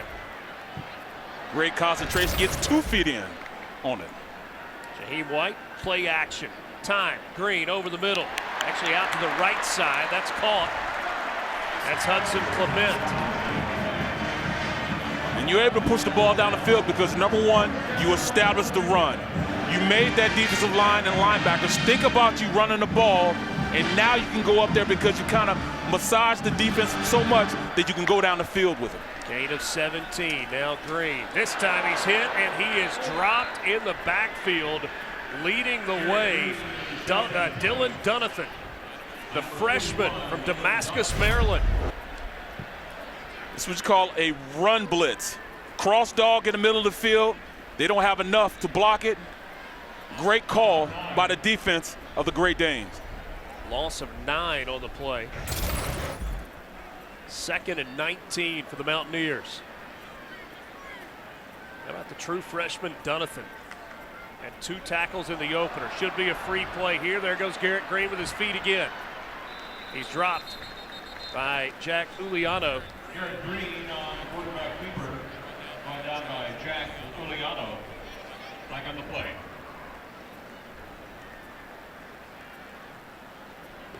Offside. Defense. Number 6. 5-yard penalty. Good play. Second down. That was Adewaka that jumped early. Just to finish the story up on A.J. Simon, former Albany player. While prepping for the NFL draft last April, he passed away unexpectedly. In 2 years with Albany, recorded 17.5 tackles for loss, 12.5 sacks last year.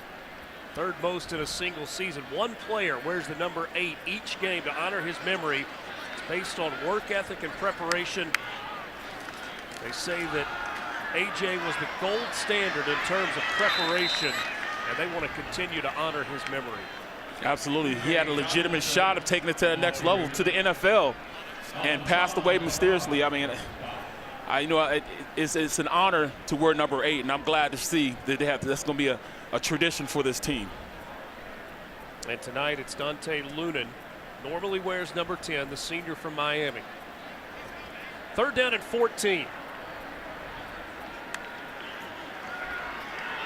Garrett Greene looking for a big play with his feet. Spins across the 30, down close to the marker. They're going to spot him a yard short at the 29 after a gain of 13. Deion Hawkins with the tackle. He has no fear. He lets those big guys get up on those linebackers and, hey, don't come up me with a little bit of safety. If you're not a linebacker and above, I don't fear you. He's just running out there with no type of cause for his body at all. C.J. Donaldson, the heavier back into the game.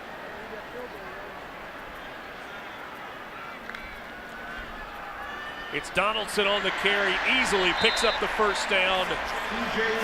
Dropped just shy of the 25. See, I know what it is to have a back like that. I won the Super Bowl with Jerome Bettis.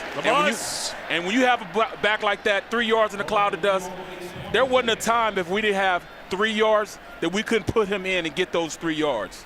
Hand it off to Bussy, he's going to get it for you. I think they're seeing the same thing in Donaldson. Donaldson, 6'2", 238. They fake it to Donaldson. Greene stands in, takes a shot toward the end zone, incomplete. Intended for Preston Fox, overshot him by a couple of yards. They had a perfect defense on it for it too. They were in man-to-man. Speed kills, and he definitely created enough separation on the go route. Just got to put it on him. West Virginia came out of the gate in this ball game on fire. The seams are open. Little tight end passes look good. Jaheim White back into the game. Donathan on the tackle. In the red zone, this is where they like to hit the tight end also. Right outside the 20, from the 22, back on the ground to White, and he is pulled down from behind at the 20-yard line. Flag comes in. It was the referee who threw the flag. Might be a Looked horse like he collar. was brought down either by horse collar or perhaps face mask. Everybody settles down after tempers momentarily flared. Yeah, the way his body stopped abruptly. More than likely it was one of those two that happened.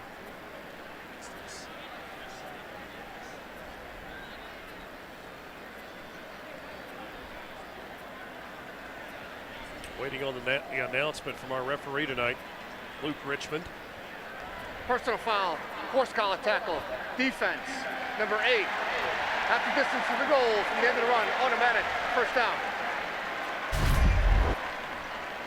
Watch Lunan at the end of the play here.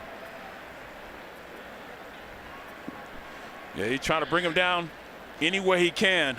He's being tackled right there. Definitely a horse collar situation, but it's tough when you got a guy draped on you like that to make a play.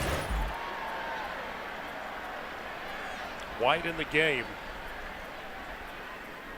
Remember, this play began at the 1 yard, or this drive began at the 1 yard line for West Virginia. 14th play of the drive. It's a touchdown!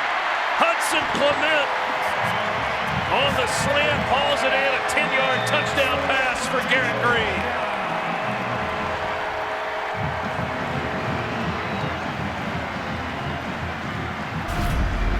Yeah, I thought it was going to be a tight end that they're going to hit in the middle of the field on the hash marks, but instead it was the wide receiver. Great call by the offensive coordinator, Chad Scott. Seams have been open this entire drive. How about a momentum swing? From 1st and goal for Albany, being stopped on 4th and goal from the 1 to a 14-play, 99-yard drive that took 6 minutes and 40 seconds and finishes with Garrett Greene's 3rd touchdown pass of the night. Right on the seams. Nice play. Look at it. Seam route has been open all drive. Great play by Garrett Greene.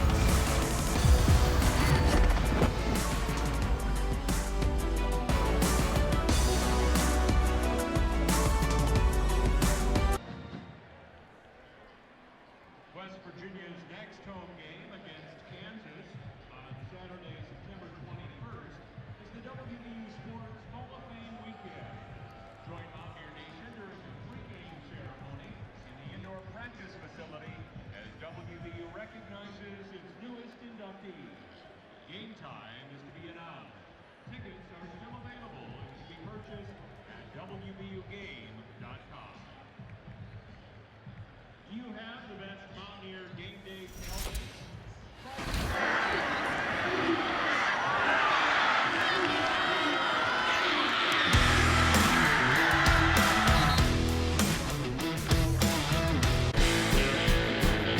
Tailgate of the game.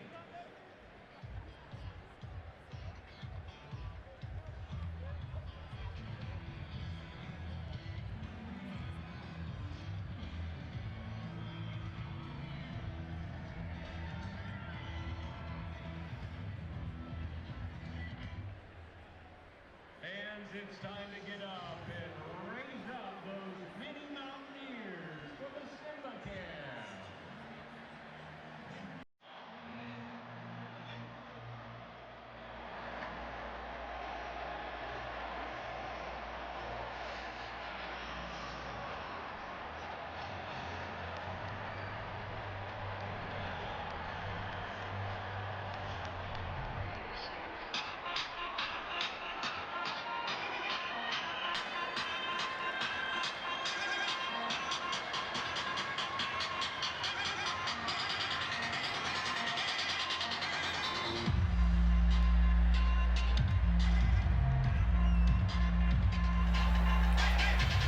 A 3-score lead for the Mountaineers, up 35-14 after Garrett Greene's touchdown pass to Hudson Clement. 99 yards on 14 plays, took 6:42 to do it. They did it the old-fashioned way, by just running the ball, being physical, and just knowing your place on how you need to play here in West Virginia. Good night tonight for Garrett Greene, 16 of 21, buck 92 and 3 touchdowns.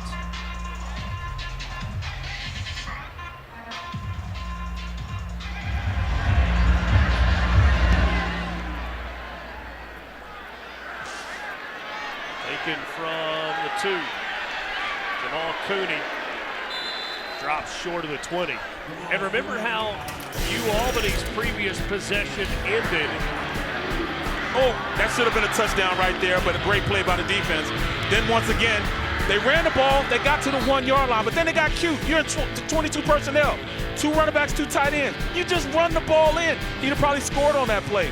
Then you go again with the same personnel, a fullback, a running back, and you try to throw it again. Just run the ball consistently, and then you'll go ahead and score on that play.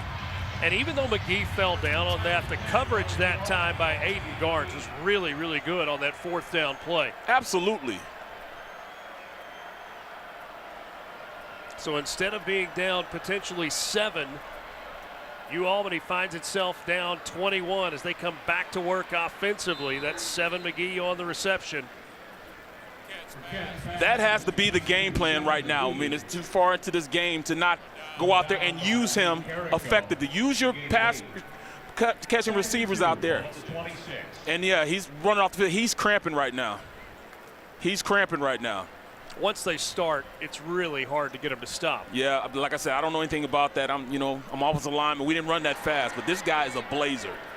Gain of 8 on 1st down, 2nd and 2.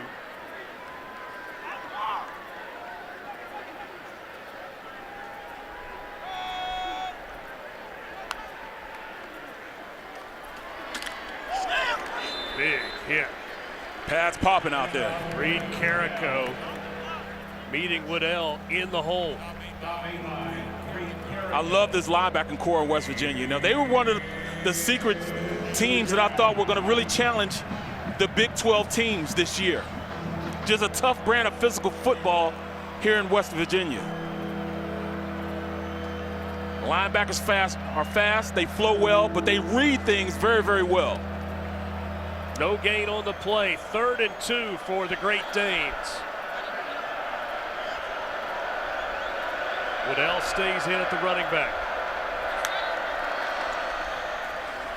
Tries to bounce it to the outside, and he goes nowhere. No gain on the play. 4th down coming up. For those last couple of plays, the physical that Neil Brown and the defensive staff wanted in this game. That's exactly what it is here. Pads popping, Guys out there just hitting. And, you know, this is what football's all about. Physical brand of gladiator sport. Each man trying to show I'm better than you are. Preston Fox back to receive the punt from Owen Lawson.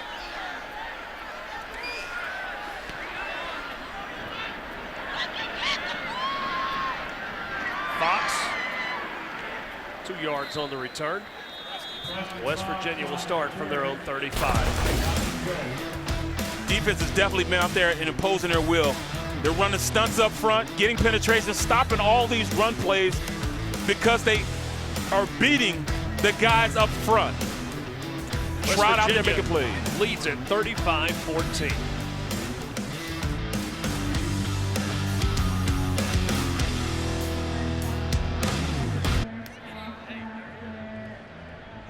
That's 5.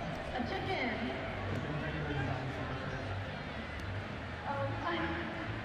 3, 2, that's fine. We got 6 and 15 seconds. Not bad. All right, let's see what the end is. You got T-Ray, you got Karen Hampton, got Stegosaurus, Triceratops,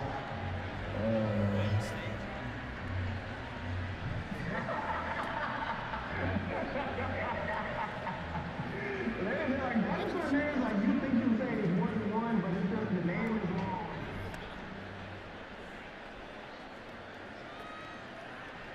Fans, tune into your favorite Mountaineers sports network from Learfield radio affiliates as you leave tonight's game for game analysis, locker room reports, and the latest traffic information, courtesy of Highmark Blue Cross Blue Shield. Fans, take a look at the video board for tonight's play of the game, presented by Smart 529.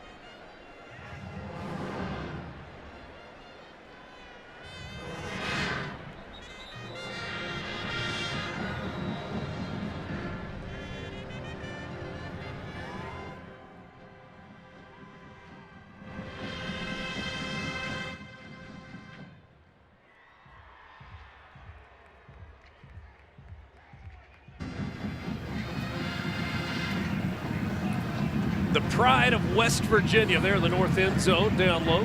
Great seats for them. Phenomenal pregame show. Phenomenal. They're extraordinary. I mean, the way they keep the entire state of Virginia. West Virginia. I'm sorry. West Virginia. Thank you. West Virginia Mountaineers, West Virginia, Morgantown. Almost heaven. Yeah. Here's the offense from the 35. Greene looking to the air, takes a shot down the middle of the field. It's caught!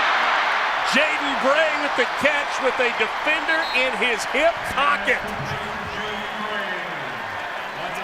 44 yards on the completion.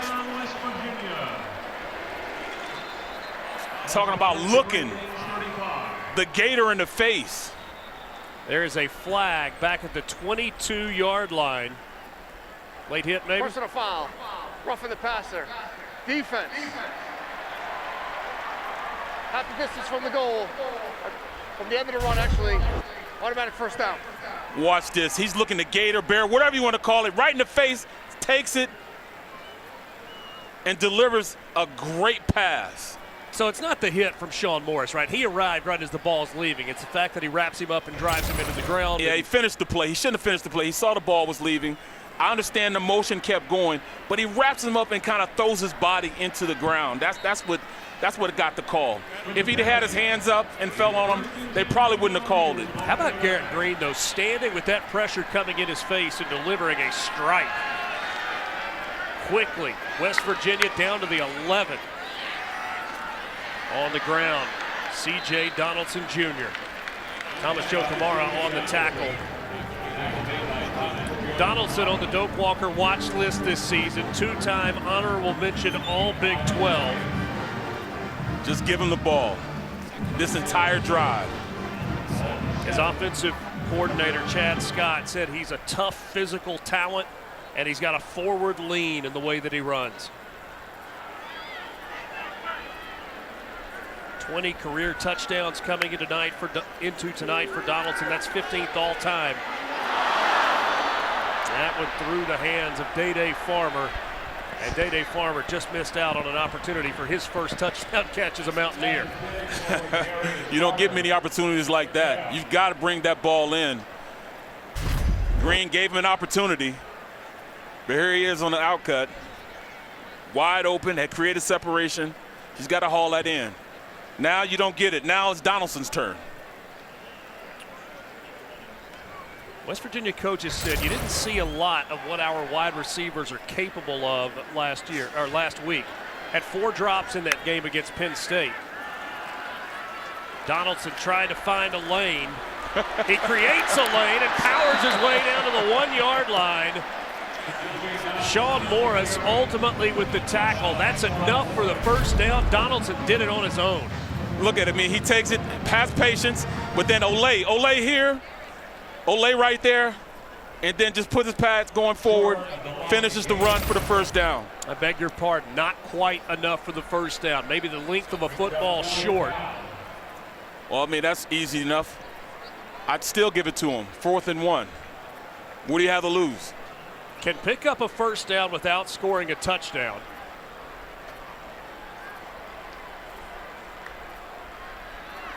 Donaldson into the end zone. 21st career touchdown for C.J. Donaldson.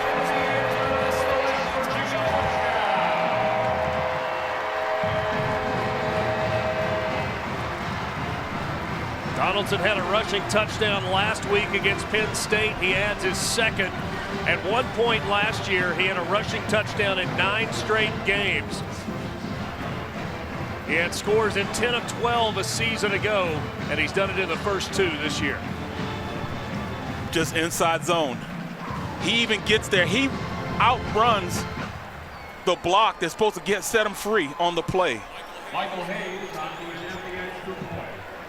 What a change in this game we've had. It could have been 28-21. Instead, Albany couldn't score. West Virginia marched at 99 yards to make it 35-14, and now 42-14 after the extra point from Michael Hayes. 5 plays, 65 yards, 2:05 to go. That's 21 unanswered by the Mountaineers. You see the tight end supposed to get there and kick that end out. But Donaldson said, you know what, I don't need you to do that. I'm just going to run over him. I'm going to run over the guy you're supposed to block. I'll do the kicking out myself. Right. He's a load, though. He's a big fella, man. We're talking about 6'2", 238 pounds. A lot of conversation about who the favorite is in the Big 12. The media voted Utah in their first year in the Big 12 to be the conference champion. But when you look across this league, it feels like there are a lot of teams that are in the mix. And not a lot of people talking about West Virginia as a conference champion. They absolutely should. One thing that Neil Brown said is we spoiled an opportunity last week. We did not play well in that football game. We had the big stage. We had a massive crowd, and we delivered a disappointing performance. And so now we've got to play ourselves back into earning another one of those opportunities. And they said it started tonight. It absolutely started tonight, and they still have an opportunity with the playoff system that they have, especially with them being in a conference that's a Power 4 conference. They're still in the mix. And with Greene being their quarterback, it really, really helps their, where they're at. little pushing and shoving on the UAlbany sideline. A reminder of what the Big 12 looks like now. 2022, there were 10 members in the Big 12. Last year, 4 new schools. Houston, Cincinnati, BYU, and UCF joined the league. 2024, Texas out, Oklahoma out. They're now in the SEC. But 4 teams that were in the Pac-12 now in the Big 12 with Colorado, Arizona, Arizona State, and the Utah Utes. Very competitive. Got all that? Quiz coming later. 1st and 10. Burkett.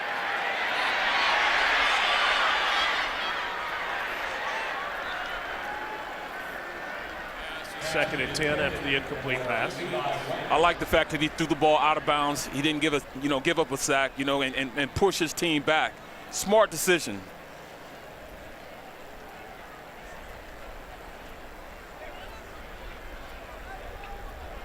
Now they've got to throw the ball. If they want to get back in this game, they've got to throw the ball.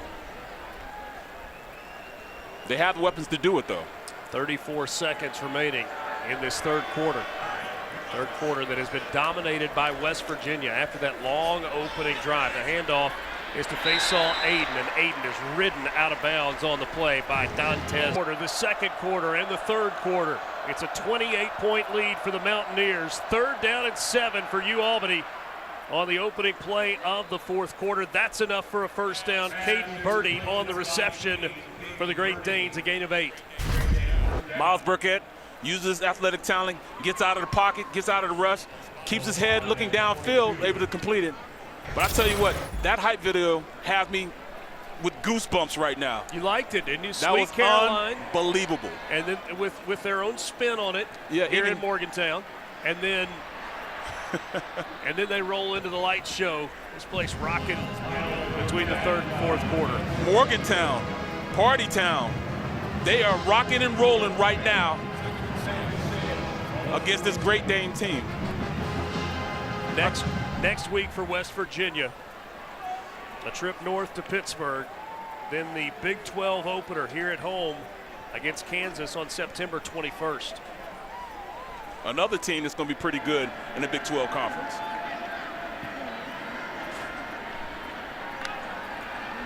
With a healthy Jalen Daniels, Kansas is no easy matchup. This time, Miles Burkett does not slide, going head first. It's going to be marked just shy of the first down. It's a great way to slide. He's sliding away from the pass rush. His pocket presence is getting better.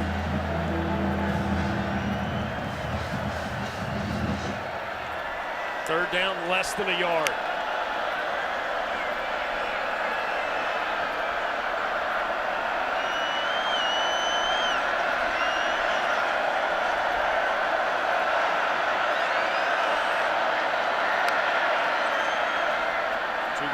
Complete for a first down and a big hit at the end of the play. Birdie again on the reception. Anthony Wilson and Aubrey Burks. Birdie runs a little slant. He knows he's going to take a little punishment in there, but he goes in there without fear. Completion. They've got to get back to this short passing game. It's working for them. They are blitzing them like crazy right now. There's at least 5 guys at the line of scrimmage just about every single play. They're going to have to pass the ball. You can't run the ball with this type of defensive set. I said Burks. It was actually Jaheim Joseph combining on the tackle there. It's all pass right now, and a deep shot down the middle of the field. Nobody home except yellow jerseys. Jaheim Joseph was the closest on the play. And you know, you go back to what Greg Gattuso told us, the head coach for UAlbany. He said they wanted to be multiple.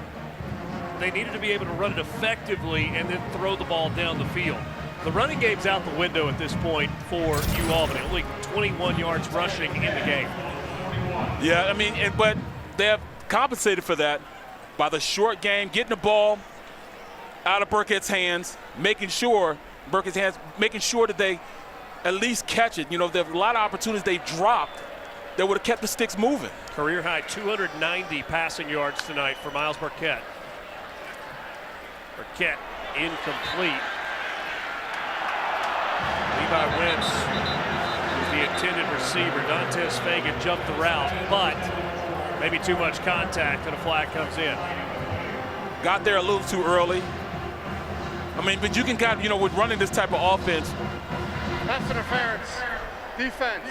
Number 13. The ball will be placed at the spot of the foul. First down. You become a little predictable in the passing game when you go with the short passing game, but that was a great route. And that right arm kind of draped across the back. And so a first down. Try to gain a little advantage. Pull himself through. You look at what Albany has been able to accomplish offensively tonight. 311 yards of total offense against probably the most athletic defense that they will see all season long. Busted play there. Burkett just goes forward, gets back to the line of scrimmage. Next week, Albany will head west to take on Idaho. That's an Idaho team that they beat in the quarterfinals of the FCS playoffs a year ago. And then after that, they get into CAA play with a home game against Maine. This is a team that it feels like could once again make some noise in the FCS. They're competing right now at the FBS level. This is only give them a little more of a sense that, all right, we're going to dominate our league because we hung with the big boys. Burkett takes another shot, and this one's incomplete, but another flag comes in once again, trying to go to Levi Wentz. Once again, Dantes Fagan in coverage. Yeah, you got to turn around and look for the ball. He never turned around and looked for the ball on the play. Pass interference. Defense. Number 13. 15-yard penalty. First down.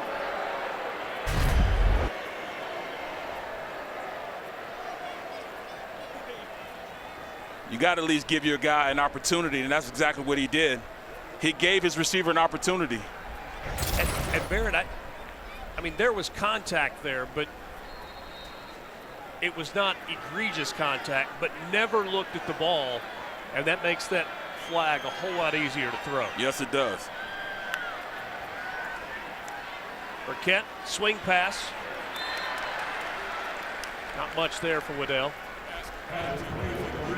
You know, they're one step away, one catch away, one block away, just about in every drive from keeping the drive going, number one, but being a great FCS team, number two. They're close. They're very close. The Great Danes are competing, but they're just not sealing the deal, and that's the difference between what West Virginia is doing and what Albany's doing. And again, 4 players left last year's team that made it to the FCS semifinals for Power 4 opportunities. Burkett, little sidearm delivery, and Dietz just short-armed that one, couldn't haul it in. Their quarterback from last year, Reese Poffenbarger, transferred to Miami. We had Anton Yukins that went to Arkansas, Amir Hall to Michigan, and Elijah Hills to Wisconsin. Significant players from that team a year ago. To Power 4 teams. He said, you know, Coach said he would have loved to keep them, but he's developing his players. And he said we celebrate the opportunities that they have when those opportunities arise. Burkett complete this time to Birdie once again. Actually, that's Jakari Carter on the catch, I beg your pardon. Gain of 11. And that will bring up 4th down and a yard. And right here, they're just learning right now. Look at the blitz pickup they have. Giving their quarterback an opportunity to get the ball down the field. This is a learning situation for this Albany team. If they can do this against West Virginia, the FCS level shouldn't be as hard for them going into games now. 0 for 2 on 4th down tonight. 4th down and a yard here. Don't be cute, run it. Fullback in the game.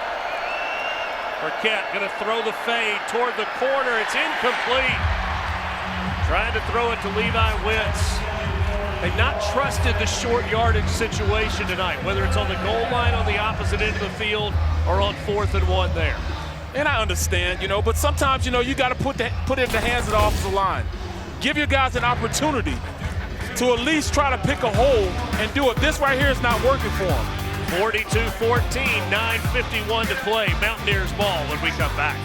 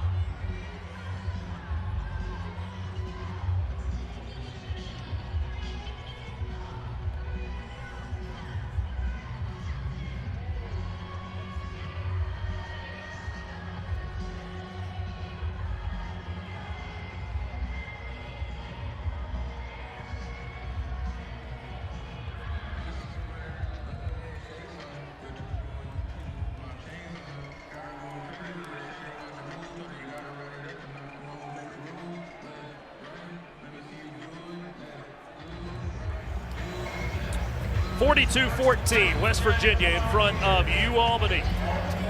9 minutes, 51 seconds to play. Looks like the night is over for Garrett Greene. A big night for number 6 in the gold jersey. Now he is a cheerleader for Nico Marchiol. Backup redshirt sophomore from Chandler, Arizona, Hamilton High School. The left-hander delivers complete on first down. That's Rodney Gallagher, the third on the reception.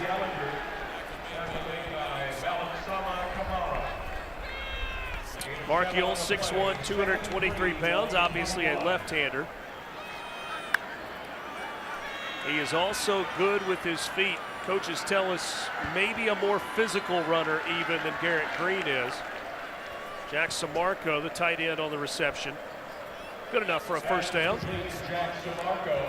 He's definitely got a little size on him. Samarco, a freshman from Cincinnati. First team All-State as a senior, had 5 receiving touchdowns last year. Played on both sides of the ball as we look at Marchiol. A couple of pass completions and a first down with 9 minutes to play. Donaldson to the outside, big hole, big gain across midfield. All the way down to the 28, maybe the 27-yard line. Deion Hawkins with the tackle after a 48-yard run for C.J. Donaldson. I love the block on the outside.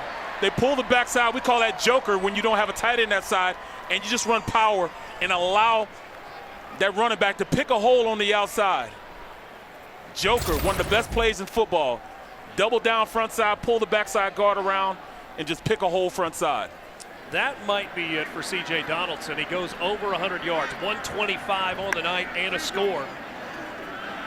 Trayvon Dunbar is the new running back into the game. Shot to the end zone, incomplete. A flag comes in. Marchiol trying to get it that time to Preston Fox. The 125 yards rushing tonight for C.J. Donaldson matches his career high Had 125 in his West Virginia Pass debut interference. against Pittsburgh Defense, back in number 1, 2022. 15-yard penalty, first down. Yeah, you got to turn around, at least turn around. You know, both guys are you know, hand fighting, but you got to turn around and at least make a play on the ball. So Trayvon Dunbar, the running back, now into the game. Casey Azamaway, he might have had a handful of jersey there too.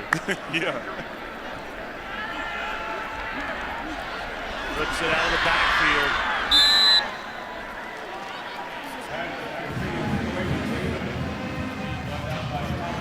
Traylon Davis on the reception.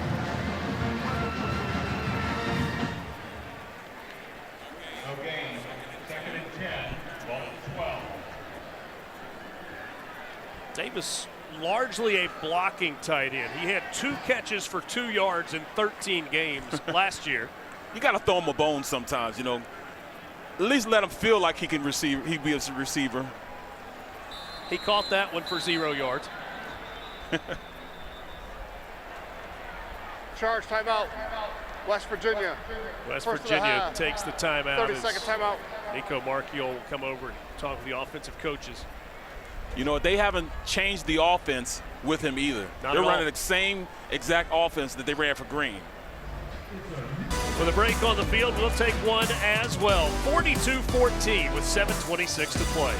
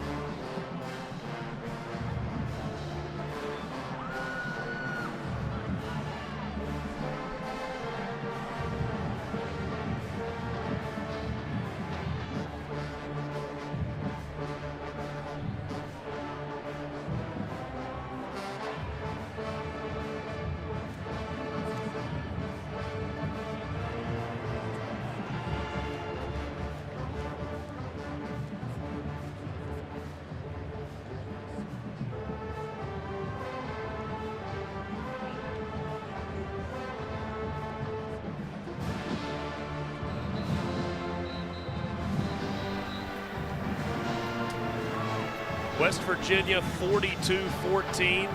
They've got the ball at the 12-yard line. Got some folks hanging around for the banquet at this point. Yeah. That's my kind of guy right there. We were the same shirt size.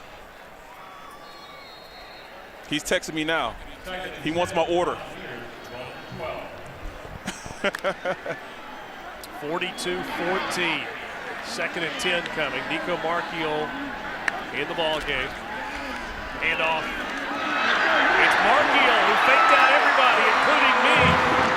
12-yard touchdown run for Nico Marchiol. And West Virginia pushes the lead out to 48-14. And you might say they're trying to run the score up on them. No, they're not. They're trying to get their backup quarterback some game type of reps, you know, because I mean, you never know what goes on throughout a season. You got to make sure you have somebody that can run this offense just as good as Greene as they go forward, especially when Big 12 play starts. 5 plays, 87 yards, 2:29 off the clock, and a touchdown run for Nico Marchiol. RJ Koshan, the backup kicker, comes into the game, splits the uprights. 28 straight scored for West Virginia.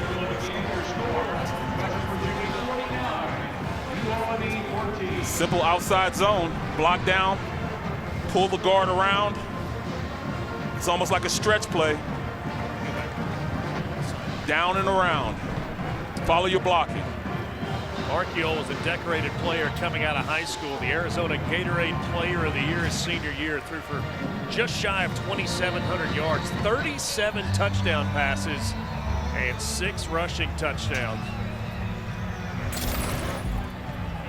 Played in Colorado as a freshman and as a sophomore.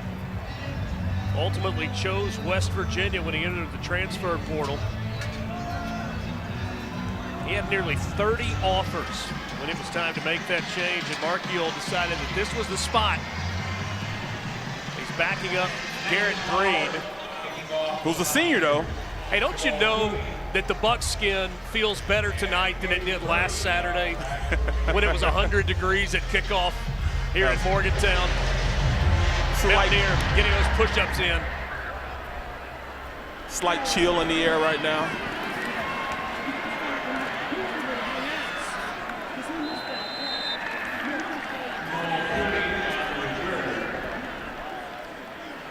(49-14). You saw the Mountaineer. That's such a big part of the tradition here at West Virginia. We were walking out of the facility after meeting with Neil Brown yesterday. That's Braden Adkins. He was selected among a large group of his peers to be the Mountaineer. It is a long-standing tradition here. He carries around that .45 caliber Kentucky long rifle. It's a black powder gun. The spring game last year was his first event. That's when the new Mountaineer is introduced. He said the spring game this year will be my last event, not actually as the Mountaineer, but there to help train the new person who is selected. Told us that he has already gone over 250 events. Everybody wants him, wants the Mountaineer there for special occasions. I wonder if he's gonna let me borrow that suit right there. He's not. And I'll tell you what else he won't do. He won't let you hold the gun. I asked yesterday, I wanted to take a picture holding that .45 caliber Kentucky long rifle, and he said, nope, sorry, that's one of the rules. I don't know if that's his rule or somebody else's. It's a beautiful gun with the state of West Virginia. There's a gold piece, I guess a brass piece that's embedded in the stock of the gun on the side. What a nice run there by JoJo Uga. 22-yard gain. You got to keep fighting. And that's exactly what this Albany team's going to do.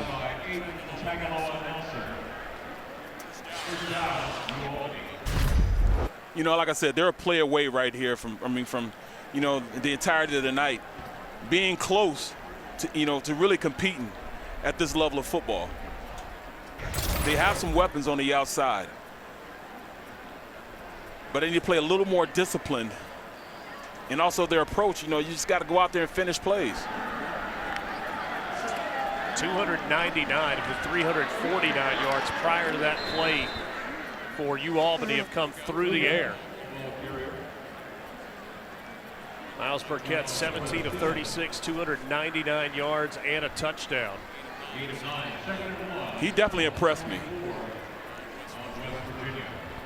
He can play the game from both aspects. He can be a drop back pass guy, and he can also, you know, use his legs.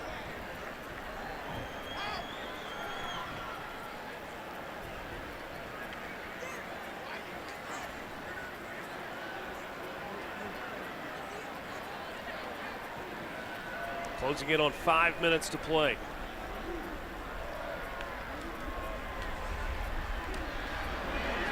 I'll go on the carry, picking his way close to the 40-yard line. He's dropped at the 41. That's enough for a first down.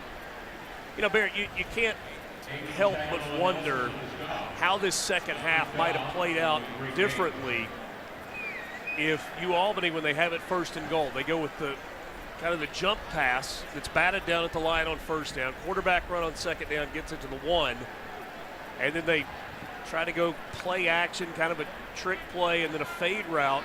They don't score.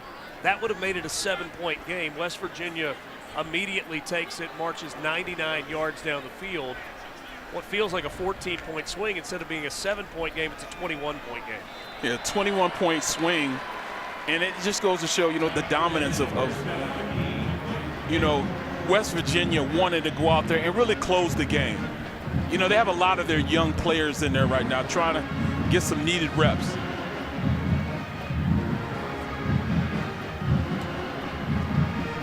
These reps right now won't be probably granted once Big 12 play starts. You have closer games. So this is vital preparation for them, just in case, these young players have to play.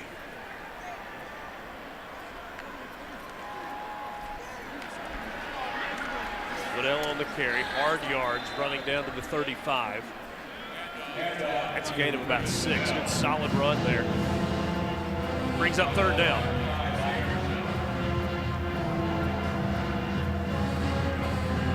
The Great Danes still have their #1 offense out there.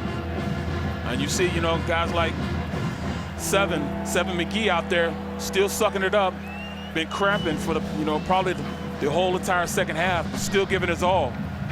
Albany 7 of 14 on 3rd down tonight. They've got 3rd and 4 here from the 35.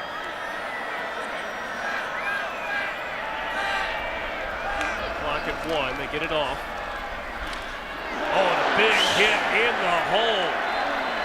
Look at Ben Cutter stepping up, the sophomore from Denver, North Carolina. Honorable mention, all Big 12 a year ago, had 56 tackles a season ago. And he laid the lumber there. He reads, finds a hole, and he came in there with all intent and purpose of cleaning that hole up. You will not come through this hole today. Not today. 4th down coming here for Albany. They keep the offense on the field. Play clock is winding down. They don't appear to be in a big hurry right now. 0 for 3 on 4th down in the game. Perhaps going to take a timeout. Take a timeout or take the penalty and punt it. Give them more room to punt. Directional punt it. I got a punt down 35 with 2 minutes to play. Charge timeout. Are you? First of the half. You're right. I wouldn't keep out starting quarterback out there, though. I understand what you're saying. 2:24 to play. We'll be right back.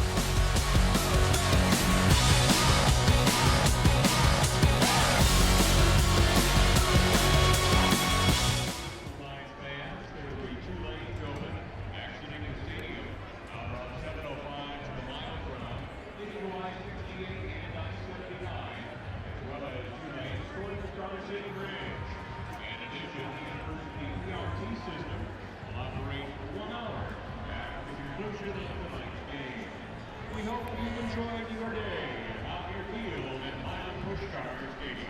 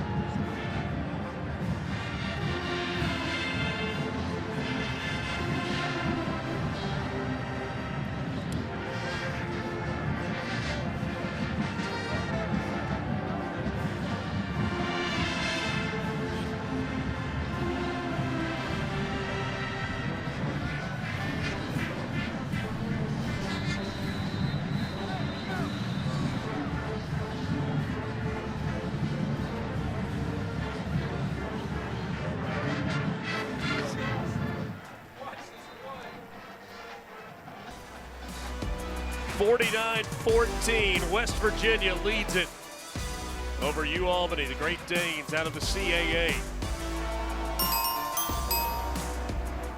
Northern Arizona and Arizona coming up on ESPN+. That from Tucson. 10 p.m. Eastern Time kickoff. They saw Aiden in the backfield alongside Miles Burkett. 4th and 2. Great Danes 0 for 3 on 4th down tonight. Burkett wants to throw across the middle, complete, good enough for a first down. Jamal Cooney on the catch. The Dartmouth transfer, originally from Miami Gardens, Florida. Little slant play. Burkett gets it out of his hands quick, allowing his receiver to go ahead and complete it for the first down. I like the fight in him. First, This is the 4th down conversion of the game for Albany. 2-minute timeout. West Virginia in front by 35.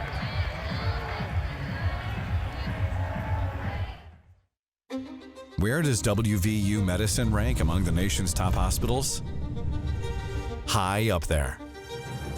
J.W. Ruby Memorial Hospital is the highest ranked hospital in West Virginia. Nationally recognized in cancer, gastroenterology and GI surgery, orthopedics, and urology in 20 types of care. Because when it comes to exceptional care for every patient, our sights couldn't be higher.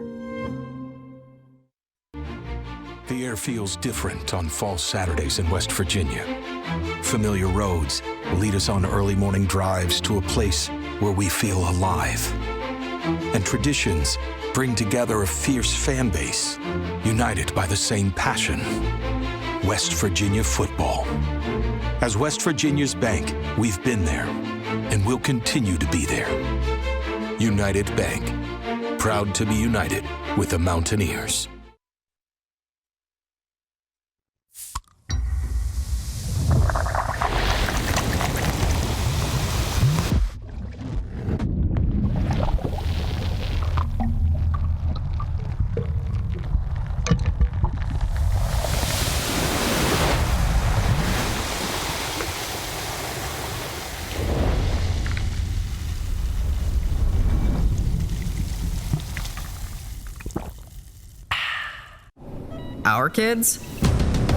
Our kids are fearless,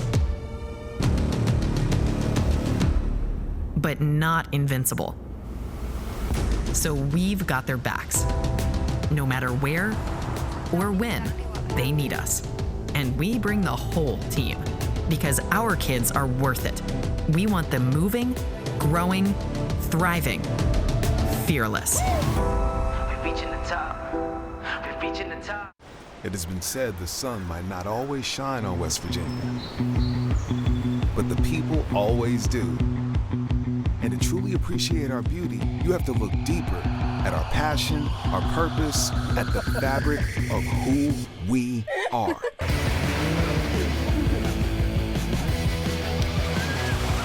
Because it's always a great day to be a Mountaineer. Wherever you may be, let's go! And we welcome you back to Milan Pushker Stadium in Morgantown, West Virginia. WVU on the verge of evening their record at a win and a loss, and starting to get that bad taste out of their mouth from last week. I know we've gone back to it a couple of times, and it was incredible how many times everybody associated with West Virginia said, we're just ready to get back on the field. Neil Brown said, I wish we could have played last Sunday. The next day, right? That's huge. But they knew the mistakes they made. It wasn't from a physical standpoint. It wasn't from, lack of effort. It was more so just bonehead mistakes. Doing the things that, not like penalties, but overrunning plays. And of course you're going to get beat every once in a while when you're playing against somebody that can, is faster than you or stronger than you. Those type of things happen, but to make mental mistakes, that's the biggest thing that they needed to make sure they crossed off the list tonight.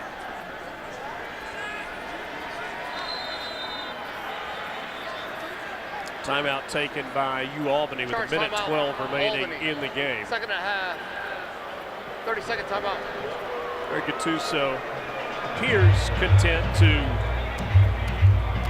keep the ball on the ground and kind of run this out a little bit. He's old school, man. He's old school. So Neil Brown, a year ago, led this West Virginia team to a 9-4 record. I told you earlier, they were picked 14th in the SEC. He coached for some good ones, different types of coaches. Larry Blakeney at Troy, first-time offensive coordinator opportunity. He said Larry Blakeney was a people person. He was about connecting people. With Tommy Tuberville, he said, he was a CEO type coach. He had been at it for a long time.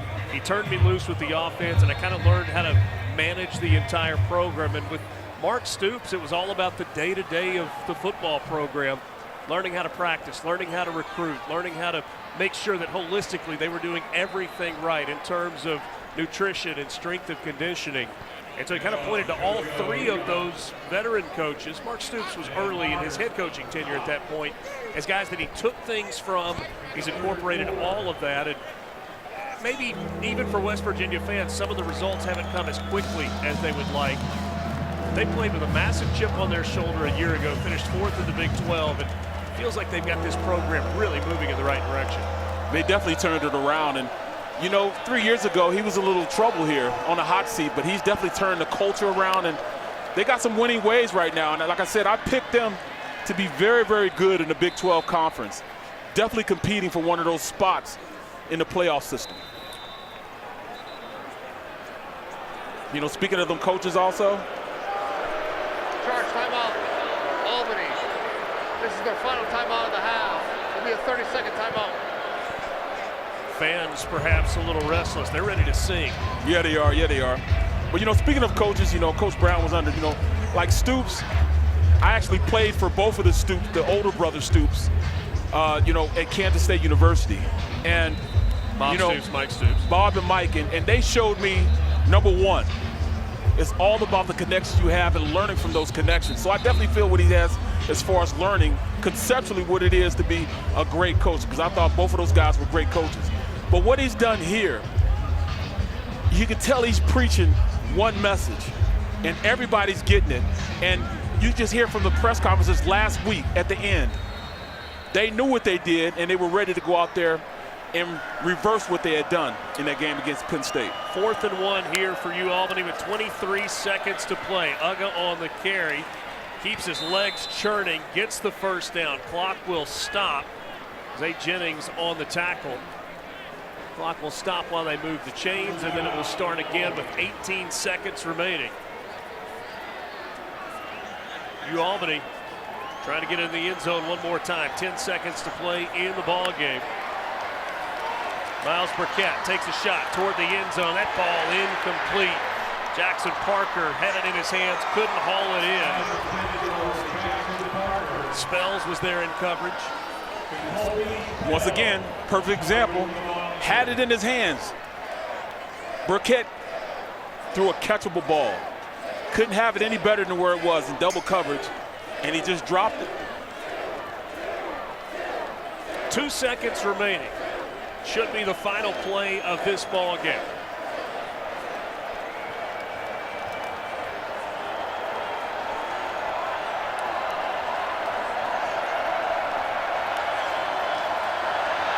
And snap, Burkett falls on it, and that's how this one comes to an end. Fireworks go off here at Milan Puskar Stadium as West Virginia evens its season record at 1-1.